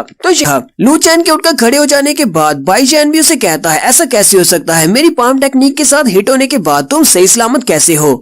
जबकि लू चैन उसका मजाक उड़ाते हुए कहता है, मैं इसलिए अभी तक जिंदा हूँ क्योंकि तुम्हारी स्ट्रेंथ बहुत ज्यादा कम है, तुम तो एक औरत की तरह फाइट करते हो, तुम्हारी स्ट्रेंथ एक लड़की के बराबर है। वहाँ सुनते ही भाई चैन बहुत ज्यादा गुस्सा हो जाता है और उसे कहता है, लगता है कि तुम जानबूझकर मरना चाहते हो, अगर ऐसी बात है तो फिर ठीक है, अब मैं तुम्हें नहीं छोड़ने वाला। सिस्टर जोंग भी जल्दी से लू चैन के सामने खड़ी हो जाती है और उसे कहती है, भाई चैन अब बस करो, तुम एक फैमिली के यंग मास्टर हो और एक यंग मास्टर की तरह ही पेश आना चाहिए, यहाँ पर तुम कुछ ज्यादा ही गुस्से में हो। भाई चैन उसकी बात सुनने के बाद हंसना शुरू कर देता है और कहता है, जरा जरा अपनी हालत देखो, तुम्हारी जोंग फैमिली इस हालत में नहीं है कि वो किसी को यहाँ पर ऑर्डर दे सके। फिर तुम यहाँ पर इतनी एरोगेंटली मेरे सामने खड़े होकर मुझे कह रही हो कि मुझे ये सब कुछ नहीं करना चाहिए। मिस्टर जोंग उसकी बात सुनने के बाद फिर से गुस्सा हो जाती है और कहती है अपनी औकात में रहो। बाई चैन उसे कहता है क्या हुआ, क्या मैंने कुछ गलत कहा है, क्या तुम्हारी जोंग फैमिली की हालत वाकई में खराब नहीं है। इसी वक्त लू चैन बड़ी स्पीड के साथ आगे बढ़ता है, अपनी फाइटिंग स्पिरिट को रिलीज करते हुए उसे गले से पकड़ता है और उसे पीछे की तरफ धकेल देता है और साथ ही पीछे से अपनी बेलें निकालता है और अपनी बेलों की दीवार बनाकर उसके साथ उसे टकराता है। बहुत सारी बेलें निकालकर वहाँ पर एक बड़ा सा डोम बना लेता है। लू चैन कहता है मुझे लगता है कि तुम्हें मरना चाहिए, पर जैसे ही वो उसे गले से पकड़कर अपने इर्द गिर्द अपनी बेलों का एक डोम बनाता है, उसी वक्त वो अपनी बॉडी के अंदर से अपनी ब्लैक एनर्जी को रिलीज कर रहा होता है, यानी कि यहाँ पर उसकी सेकंड स्पिरिट रिलीज हो रही है। बाई चैन भी इस बात से काफी हैरान होता है और उसे कहता है ये तुम क्या कर रहे हो। देखने वाले भी काफी ज्यादा हैरान हो जाते हैं और कहते हैं अब ये लड़का क्या करने वाला है और इसका ओरिजिन क्या है, ये लड़का आया कहाँ से है, ये तो काफी ज्यादा स्ट्रॉन्ग लगता है। इसने जहाँ पर अपनी स्पिरिट एनर्जी को यूज करते हुए एक बड़ा सा स्फेरिकल बॉल बना लिया है, बाई चैन को भी उसी के अंदर ट्रैप कर लिया है। मिस जोंगली भी चिल्लाकर कह रही होती है अब मैं क्या करूँ, मुझे लू चैन को वहाँ से बाहर निकालना होगा क्योंकि लू चैन ने उसको वहाँ पर ट्रैप तो कर लिया है, लेकिन उसका लेवल इससे हाई है, वो इसको मार डालेगा। जू बॉय भी उठकर खड़ा हो जाता है और कहता है तुम्हारा दोस्त तो बहुत ज्यादा बेवकूफ निकला, इस बात से फर्क नहीं पड़ता कि तुम्हारे दोस्त की फाइटिंग स्पिरिट काफी स्ट्रॉन्ग है, लेकिन फिर भी उसका सामना जिस लड़के के साथ है उसका लेवल उससे हाई है। उसने अपनी स्पिरिट एनर्जी के एक बड़े से डोम के अंदर बाई चैन को कैद कर लिया है। उसे लगता है कि उसने बाई चैन को ट्रैप किया है, लेकिन असल में वो खुद भी उसके अंदर ट्रैप हो चुका है, वो वहाँ से बाहर नहीं निकले सकेगा। बाई चैन उसे इसी डोम के अंदर ही मार देगा और इसी वक्त उन्हें उस डोम के अंदर से बहुत ज्यादा चिल्लाने की आवाज आती है। जू बॉय चिल्ला चिल्ला कर कह रहा होता है हाँ हाँ ठीक है, इसी तरह उसे मार डालो, उसको छोड़ना मत, उसकी बॉडी के से हर एक हड्डी को तोड़ डालो। मिस जोंग जू बॉय से कहती है अगर यहाँ पर मेरे दोस्त लू चैन के साथ कुछ भी हुआ, अगर तुम्हारे दोस्त ने उसको मार डाला तो फिर याद रखना मैं तुम्हें भी मार डालूंगी। तो थोड़ी देर के बाद वो बेलों का बना हुआ डोम गायब होना शुरू होता है, सारी बेलें अलग अलग हो जाती हैं। तो वहाँ पर काफी ज्यादा धुआं होता है। जू बॉय हंसते हुए अपने दोस्त से कहता है बाई चैन क्या तुमने उस लड़के को मार दिया, उस लड़के को मारकर अब तुम्हें कैसा महसूस हो रहा है। लेकिन जैसे वहाँ से धुआं हटता है तो वहाँ पर बाई चैन की तरफ दिखाते हैं, बाई चैन की बॉडी पूरी तरह सूख चुकी है, जैसे कि मोची के साथ हुआ था। उसकी भी सारी की सारी फाइटिंग स्पिरिट को लू चैन ने अब्सॉर्ब कर लिया था और इसकी फाइटिंग स्पिरिट को भी उसने अब्सॉर्ब कर लिया है। ये देखकर जू बॉय बहुत ज्यादा घबरा जाता है और कहता है ऐसा कैसे हो सकता है, इसने तो बाई चैन को मार डाला है। फिर लू चैन जू बॉय की तरफ घूर कर देखता है तो जू बॉय वहाँ से बहुत ही स्पीड के साथ भागना शुरू करता है। भागते हुए मिस जोंगली से कहता है तुम इस बात को याद रखना, तुमने जहाँ पर हम दोनों की फैमिलीज को ऑफेंड किया है, हम इस बात का बदला जरूर लेंगे।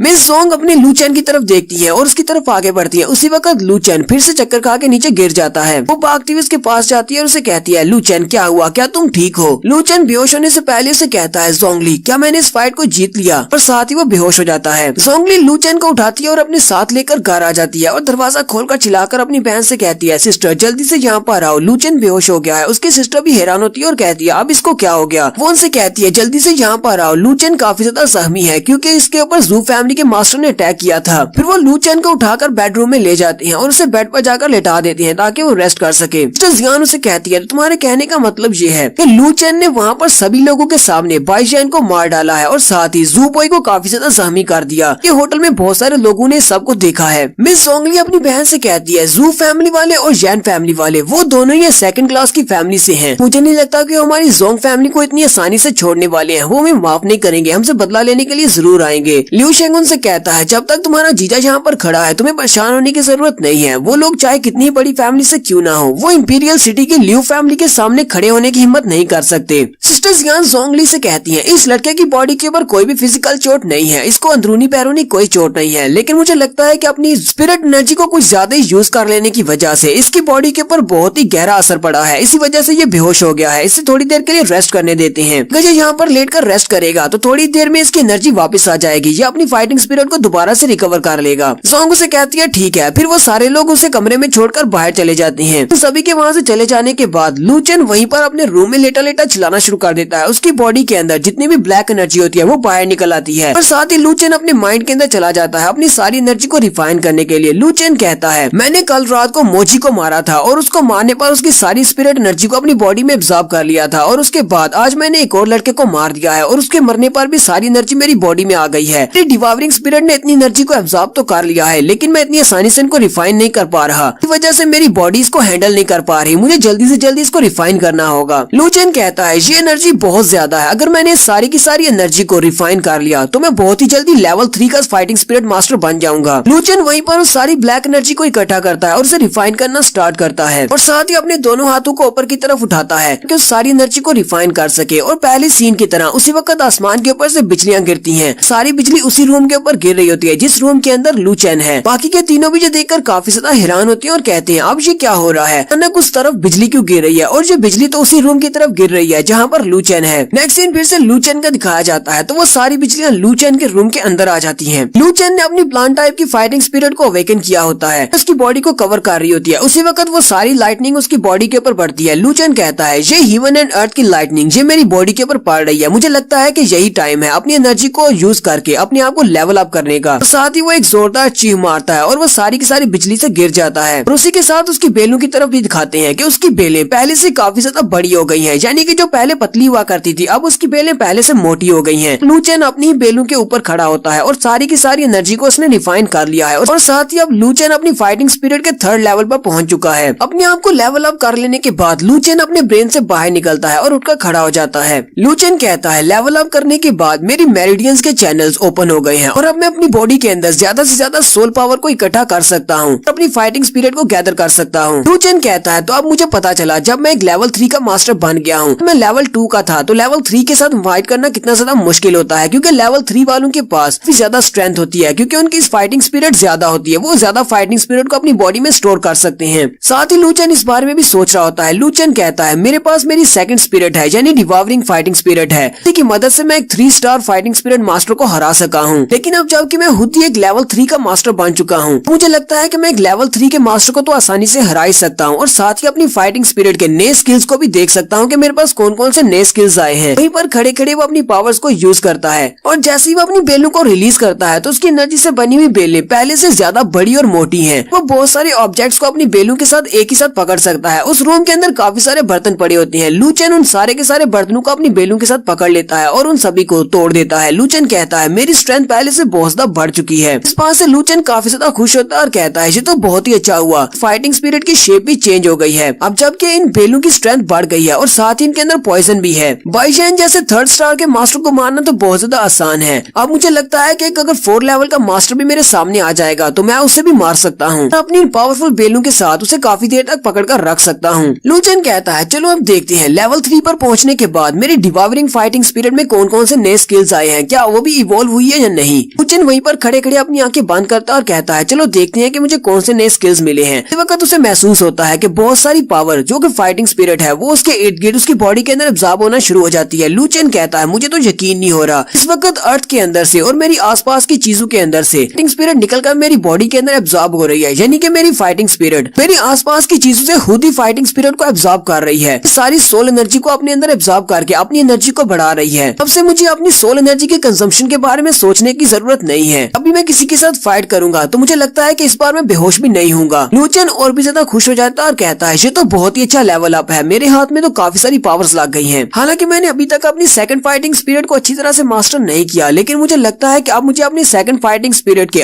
कंट्रोल से बाहर होने का डर नहीं रहेगा, मैं इसको बड़ी आसानी से कंट्रोल कर पाऊंगा। मिस जोंग भी भागते हुए अंदर आ जाती है और उसे कहती है लू चेन क्या तुम ठीक हो। लू चेन हंसते हुए कहता हाँ मैं बिल्कुल ठीक हूँ, मैं तो बस यहाँ पर थोड़ी बहुत एक्सरसाइज कर रहा था। वो लोग रूम की हालत देखकर काफी ज्यादा हैरान होते हैं क्योंकि वहाँ पर जितने बर्तन और टेबल पड़े होते हैं वो सारे के सारे टूट चुके हैं और वो ये सब कुछ देखकर काफी ज्यादा हैरान होते हैं। और यहीं पर हम लोग अपनी एपिसोड 30 का एंड करेंगे। एपिसोड की एक्सप्लेनेशन अच्छी लगी हो तो कमेंट करके जरूर बताइएगा। चैनल को सब्सक्राइब कर दे, वीडियो को लाइक और शेयर कर दे। शुक्रिया।